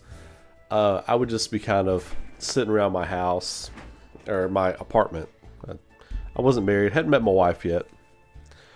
It was probably early 2014. I might be getting the year wrong. I think it was early 2014. And I just kind of sat around my house. I didn't really... Hang on a second.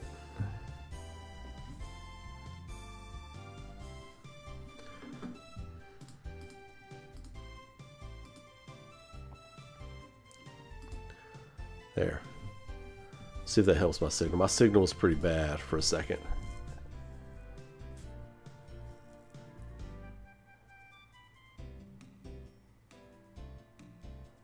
Alright. Signal's starting to bounce back a little bit. I'm waiting to see if my signal pops back. Oh, my internet's starting to die.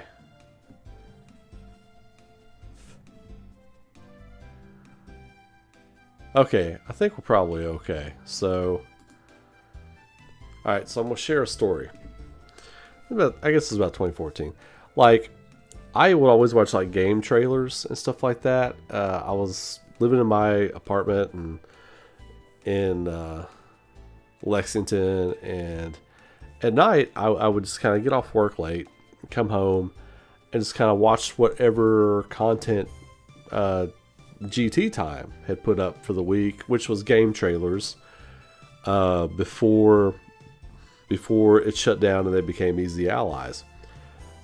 I was in kind of a funk in my life and didn't really have much direction. I was just starting to really seriously work on Aurora as a comic book and fleshing it out, but I was kind of lost. I felt like a lot of people do. Like, you feel like you're just kind of like lost in the day-to-day shuffle, and you feel like you've got special ideas and special things you want to contribute, but it's just like you don't even know where to start. You don't know how to begin. You're just lost among. So I would go home, and I had a lot of depression stuff going on at the time. I was dealing with a lot of depression, a lot of negative vibes about myself, and just not really appreciating who I was, not loving myself properly, not taking care of myself properly for sure.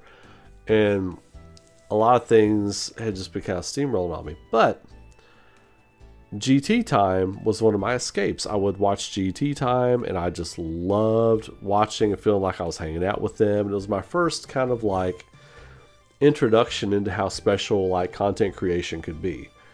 Giving people something to look forward to. And, for years I had been reading, manga, watching anime and stuff like that, and playing games, and like many of you do. And it was kind of cool to see like a live version of that, giving people something to look forward to at night. And that's what the GT Time stuff was for me. And like when it went away, it sucked, because I loved watching the game trailers guys. It was Bossman, it was Jones, it was Huber, it was everybody else, Bloodworth. It was, I think Michael Damiani was kind of behind the scenes or something at the time. I don't remember him being kind of out front. It was Elise. That was one that didn't come with them to Easy Allies. It was Isla Hink now, but it was Ian. I think they ran the video console. They were the camera operator, I believe. And you had Ben Moore and Bradley Ellis and all of them. And it's funny, I had actually messaged Bradley Ellis when it was announced he left Easy Allies. And I was like, hey, I'd like to work with you on a video or something sometime. And this is back when I was creating content every day, and before I took my hiatus. And he actually responded back. He was very nice. He's like, yeah, that'd be awesome. Maybe we'll look into it. Maybe we can make something happen. Good luck with everything. I was like, what a cool guy. But, when game trailers went away, I was so bummed out. It was almost like I lost some friends, even though they didn't know me. I didn't know them. They could be axe murderers or something. I don't know. But it gave you something to look forward to. And then when they announced that they were going to do Easy Allies and everything, I was like, yes. I became like a Patreon member. I wanted to support them in any way I could. And for a while, it was awesome. And it felt like it was just better when they were in Jones's garage, It really did feel like it was just better when they were there. And it was great. It was awesome. But then as people started leaving and falling off, it was like, man, I don't know. It just doesn't hit right anymore. It doesn't feel the same, And sure enough, it all kind of started falling apart. But there was a time when those guys really were putting something special out there. And even if it doesn't last forever, there was a time where you put something very special out there. And the internet and content creation can be kind of finicky, for sure. I think when people lose something that's very special to them, they lash out in different ways. Some people just kind of go peaceably, and some people start name calling and saying terrible things because they don't know how to deal with the grief of losing this thing that they love, they care about. Even though it's not someone dying, something's going away that they care about. And so it's, in online, you've got a lot of people who maybe shouldn't have social media accounts, that just say horrible shit all the time. But there was a time when the Easy Allies guys, and they were GT Time, they put some really special stuff out there that meant a lot to a lot of people, including me. So no matter where they wind up, or no matter what they do, or what happens with them in the future, I hope that, I hope that all of them individually know that from GT Time to Easy Allies when that first started, till when people started peeling off and going other directions, that I really hope that they know they made some special stuff for people, and I'm one of them. It meant a lot to me just hanging out with them. I don't even give a shit what they were talking about most of the time. Just their personalities. It was fun. It was just fun to be in there with them. But it was, again, it's like we talked about earlier in the stream with the perfect storm of Final Fantasy VII, the perfect storm, the lightning in a bottle with these other things, these other IPs and stuff. You get to a point. Well, I lost my point. I totally lost my point, which happens sometimes when you come off the cuff with things. But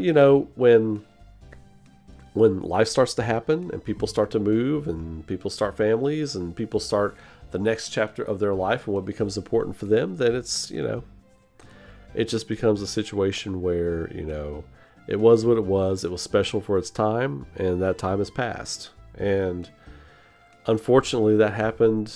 That seems to be happening with them. I mean, they're trying to hang on, but if they can make it, save it, make it something else, great. But it'll never be what it was. It will never be that perfect storm of personalities that made that so special. And they were fighting. They were punching up. They were punching up. They were fighting up from the bottom. To start the thing and to do what they did and to build that subscriber base and that Patreon at what it was at one point, like something like 55, 60,000 patrons at one point, like to build it to what it was and to reach that height and from nothing, it was inspiring. It was awe-inspiring, and they did such a tremendous job. That's to be applauded. That's to be remembered and even studied to a degree, because they had a great plan. They came out swinging. They're like, hey, we're going to keep doing our thing even though we're not GT Time anymore. We love doing this. We love games journalism. We love this community of people we built, followers and stuff, so we're going to keep it trucking. I respected the hell out of that. And for the first couple of years there, I supported them financially even. I was a Patreon member for a few years. But it's, I'm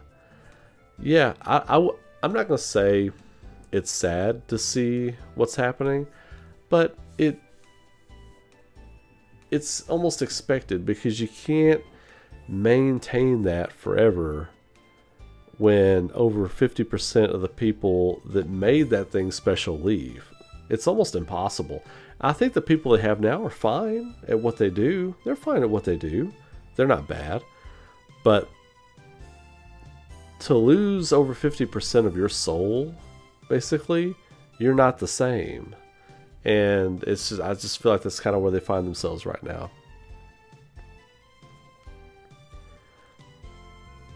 Yeah, Bakc. I mean, to read your comment, just grinding the day and not achieving what you really want.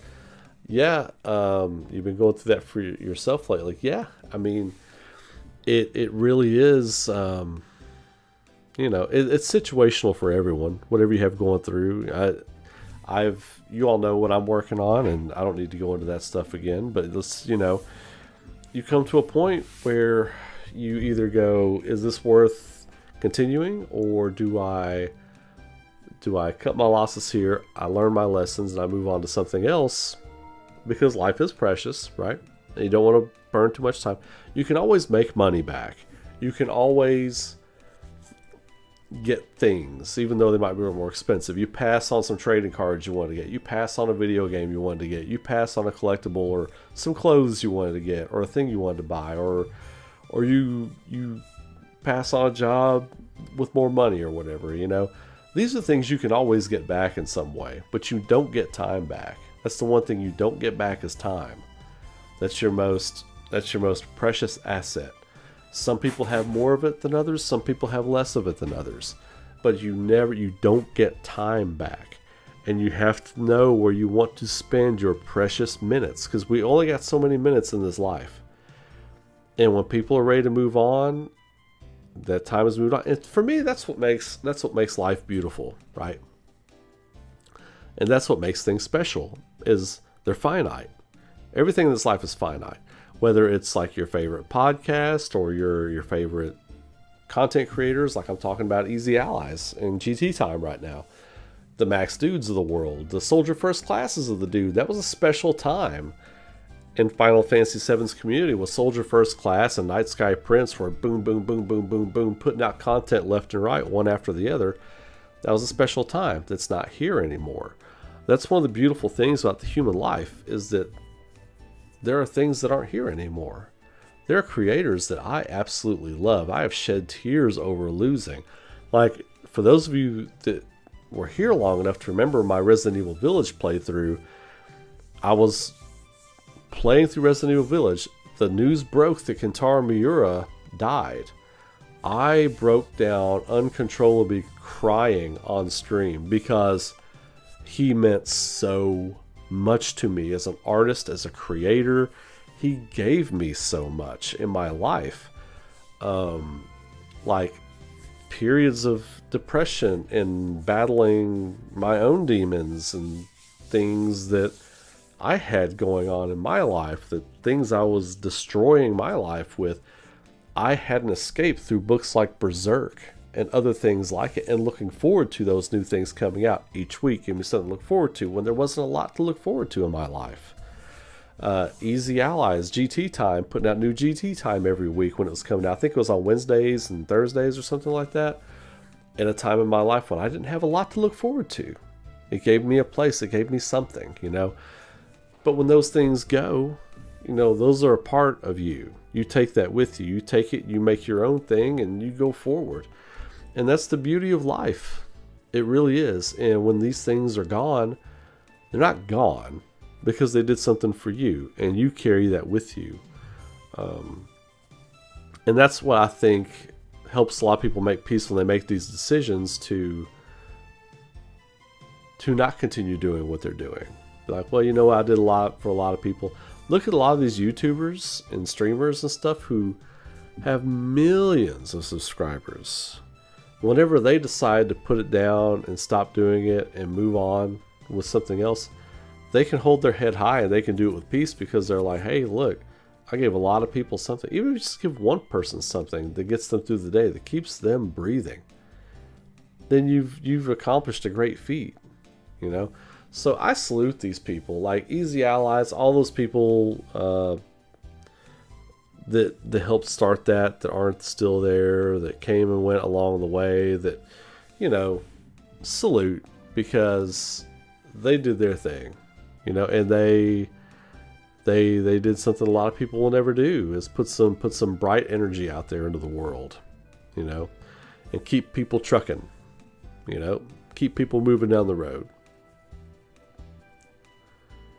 But yeah, so anyway, with that stuff, it's and their stuff is evergreen too. I know they talked about things that, you know, age because of release dates coming and going and bygone things. But you know, the thing that's evergreen about their content, their old content especially, is the camaraderie, the love that they have for the gaming industry and storytelling and games in general. And you know, that stuff is evergreen. That stuff is still contagious. That stuff is still inspiring.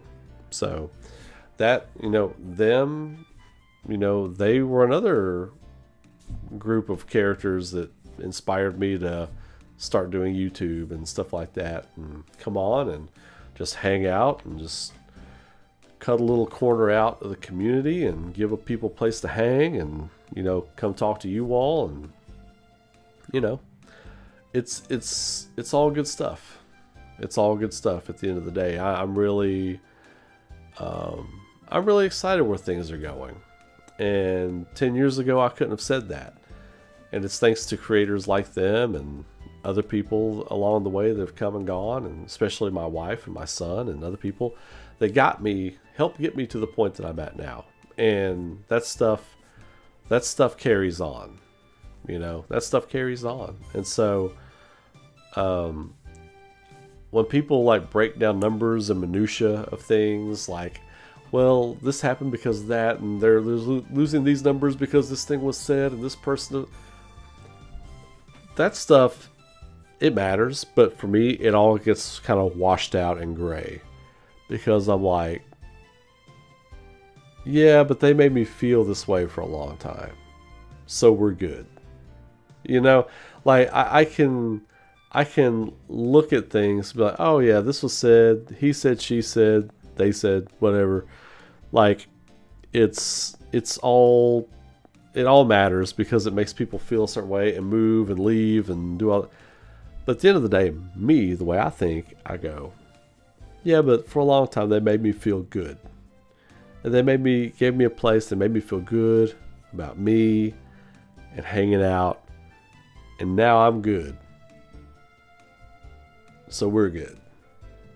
You know, it might be a very dude way of looking at things, but I'm a very dude guy. Like, if you've ever seen The Big Lebowski, I'm very much like the dude in many ways. I just like, well, that's just like your opinion, man. You know, careful, there's a beverage here. You know, but yeah, I'm very much like that in many ways. But yeah, they were great. They were great for when they were great. And they have been on the downslide for a long time, but for me that doesn't matter. It's you know, they were, for me, they were the pinnacle. I never got into Kinda Funny Games. I never got into them. They've got a couple of personalities I think are interesting. I tried to listen to them for a little while when I went through a big gaming podcast period, but I'm not big into them. It's their personalities. I'm not real big into their personalities. The main guy, I think if I were sitting on a couch with him just talking, I think I'd be like this, like a lot like, what is with your tone? Why are you talking to me like that?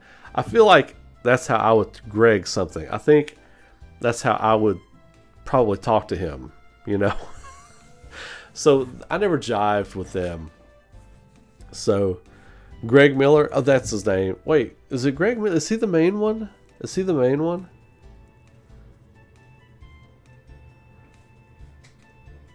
I can't remember. Is Greg Miller the main one? He does the P.S. I Love You show or something like that. I don't know. Just something about him always kind of didn't rub me the wrong way, but I just felt like, you know, this is a personal preference thing. It's not a good or bad person thing, but it's like of the pantheon of people I would choose to hang out with, he wouldn't be on the list probably, because I don't think we would jive. Yeah, it's not, I don't like him because I think he's a bad person. I just don't think we would jive, you know? Like, as opposed to talking about like Easy Allies during their pinnacle, right? When they were GT time, moving into Easy Allies. I felt like I could hang out with all of those. I could have hung out with all of them. I mean, that's how I felt. Like, I would have like a very natural rapport and disposition hanging out with them. Even like Max Dude, you know, I feel like I could hang out and bullshit with that guy. Like, I feel like he's a guy you can hang out and bullshit with. Like, I don't get that sense with a lot of the other podcasters and people I listen to. Some of them, I don't want to say they're full of themselves, but a lot of them just kind of like, I don't know, they hold themselves into too serious of a regard for the shit that we talk about. We talk about video games and hanging out and what's your favorite game. At the end of the day, everybody's videos come down to what are your favorite games. We can talk about the minutia, we can talk about the numbers and breakdowns and hype and lore crafting and so many other things and theory crafting, but at the end of the day, everybody's content boils down to what's your favorite games. And I think to take yourself too seriously in that realm, I don't know, man. I don't know. I think it takes a lot of the fun out of things, and a lot of the podcasters I don't like to listen to that people suggest to me I should listen to on the gaming industry, they don't sound like they're having any fun. And for me, you got to sound like you're enjoying it. You got to sound like you're having some fun.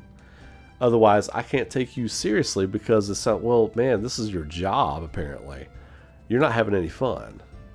And that's kind of where I have to step back from people like that. That's, I don't know, that's how Greg Miller kind of comes off to me sometimes. And he's got this real pompous, snarky kind of delivery on things that just drives, like while I was listening to it would just drive me nuts, man. I couldn't deal. I couldn't do it.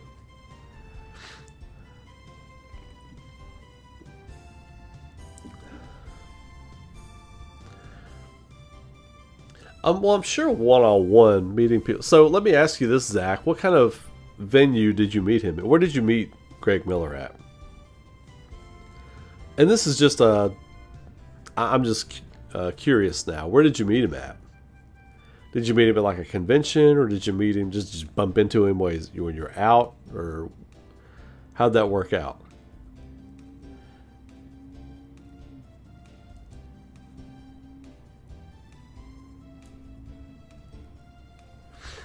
And again, this is not me saying I don't think he's a good dude. I'm sure he's a great dude. It's just I don't think if I were doing some kind of show or something with somebody, I just don't think our personalities would jive very well. I think we'd both be looking at each other completely all the time like, where's he coming from? How do I follow that? And there'd be some awkward silences trying to work out how to work with each other in a conversation.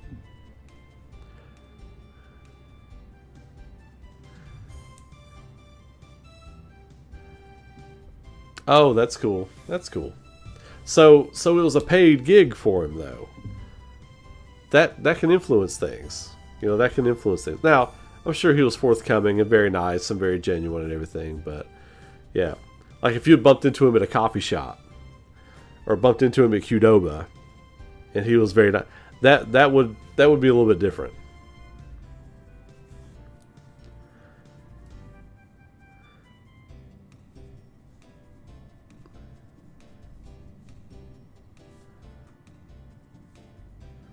Power Glove, what's up? How we doing? But yeah, so I mean, I don't know. I mean, this kind of became an in memoriam for like Easy Allies. I don't think we're there yet, but when you told me Bloodworth is leaving, like they're phasing Bloodworth out, I was like, what? You can't, like, he's the backbone of Easy Allies. Like, he's their backbone.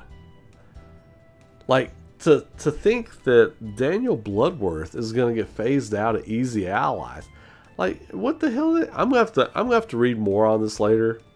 What do you mean phase? Like, is he phasing himself out? Like, that's wild. Like, that's wild. So for me, that's kind of why it became a. Okay, well, yeah, I've read in recent months that they've got some heavy financial issues. But yeah, I didn't know. Wow, that's so wild.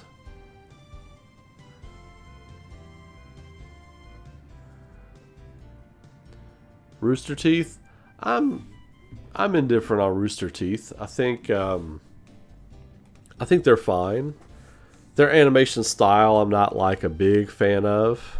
I think it looks a little too like Flash animation for me. So like everybody always told me to check out Ruby and check out this other stuff. It wasn't for me. I didn't like the I didn't like the Transformers series they did. Like, I just thought it was clunky. The story, like, it looks great, but the story was so, well, it doesn't even look great. It looks okay, but the story was super clunky. But yeah, Rooster Teeth did cave in, didn't they? Yeah. Yeah, I don't know. I'm a big fan of hand-drawn classic cell animation. Like, that's actually hand-drawn, you know, not rigged. Like they do the bone rigging and stuff like that for movement and things.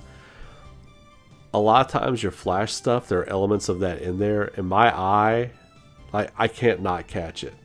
So it takes me out of anything I'm watching when I see it, because it just looks, I don't, for my eye, it doesn't look good. They did something else too. I forget what it was. They did something else too, and I forget what it was. But it was another big thing they had. I can't remember what it was.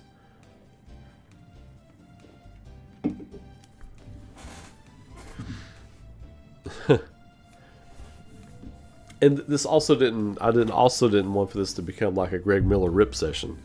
Certainly not my intention. You know, I think those guys are fine, but for me, I always felt like Easy Allies just felt like the most genuine version of the whole games talk show sphere, podcasting sphere. Like, I felt they were the most genuine. But yeah, there are tons of people out there doing it now. Like, the market for like having a gaming podcast channel and just talking like me doing with you all, we come on and making content when I get to make content. There's so many of these channels now. So many. It's like, it's flooded. Like, it really is just flooded. Like, you can throw a dart and hit like a quadrant of like 150,000 gaming channels.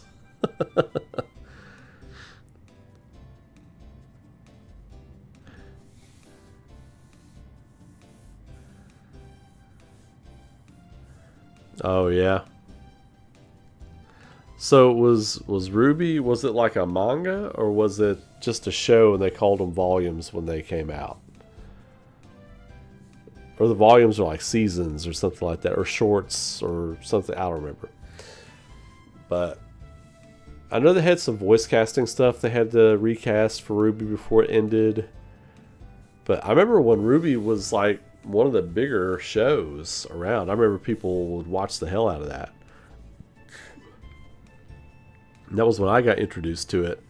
Wasn't really my cup of tea, but man, it was super popular for a while.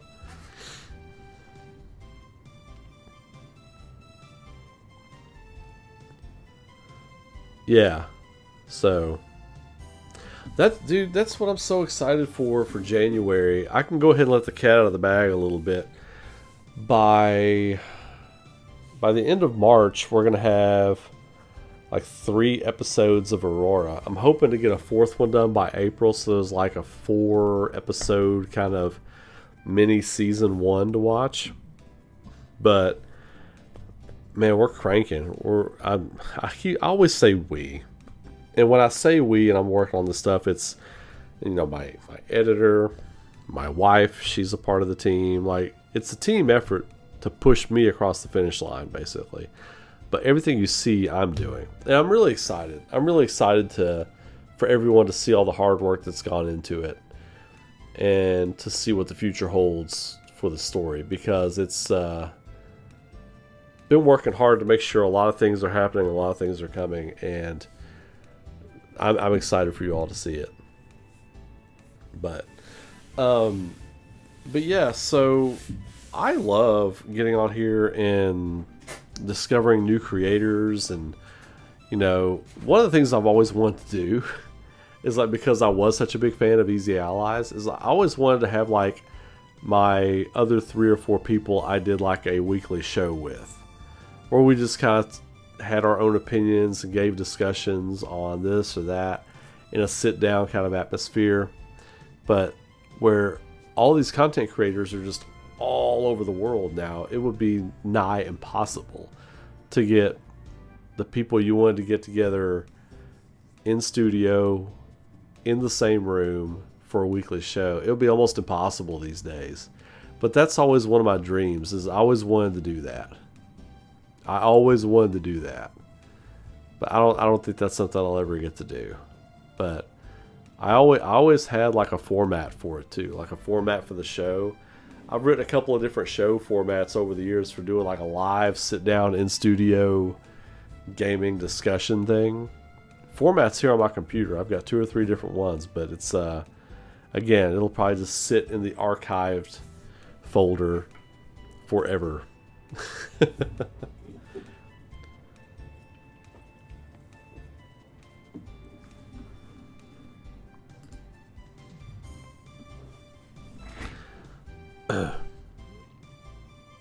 But yeah, so I didn't mean for this to kind of become an in memoriam, but it was a good hangout. I am going to call it a night though, because I am super tired and I've got a few things I got to do. I'm going to try to get to bed a little bit earlier than usual tonight so I can get up and spend the whole day with my family tomorrow, especially my kid. Haven't got to spend much time with him the last half of this week because I've been working so much, so I definitely want to get some good time in with him tomorrow. And time in with the wife and do some family stuff. We're going to try to do a gingerbread train tomorrow. Do some Christmas stuff tomorrow. But so I'm going to try to get some good rest tonight so I can get on the ball with that. So appreciate everybody hanging out with me tonight. These Saturday night bonus streams are always fun. We'll be back at it Monday and Tuesday night. And I might try to get a bonus stream in toward the end of this week. Well, I mean, never mind. We're doing the Game Awards on Thursday. Derp. So never mind. That's the bonus stream this week. So yeah, Game Awards Thursday night. And I'll have a piece of content every day this week. Talk about Game Awards. Before the Game Awards on Thursday, I will have my Claire Obscure Expedition 33 review going up. I had to whittle that sucker down from 2.5 hour live stream to a digestible video. Still lengthy, but it drives the point home for all the aspects I use to grade a game. When I do a game review and anything I grade a game on, it's, say it with me if you know it, it's story, characters, music, art, gameplay. Those 5 things: story, art, music, story, characters, art, music, gameplay. Those are the 5. So that will be going up probably Tuesday. So anyway, I'm gonna hop off here for the night. Y'all have a great one. Appreciate everybody. Usual suspects as always. Subscribe to the channel, throw a like on the video, all that kind of good stuff. Consider becoming a channel member. Help support all the stuff I'm working on, all the stuff I do. It's greatly appreciated. And until then, you all have a great night. Be safe, be good to each other. Keep rocking. I will see you all Monday. Gonna watch the Bears hopefully beat the Packers tomorrow. Bear down, Chicago Bears. Let's go. All right, I will catch you all later. Have a good night. Have a great week.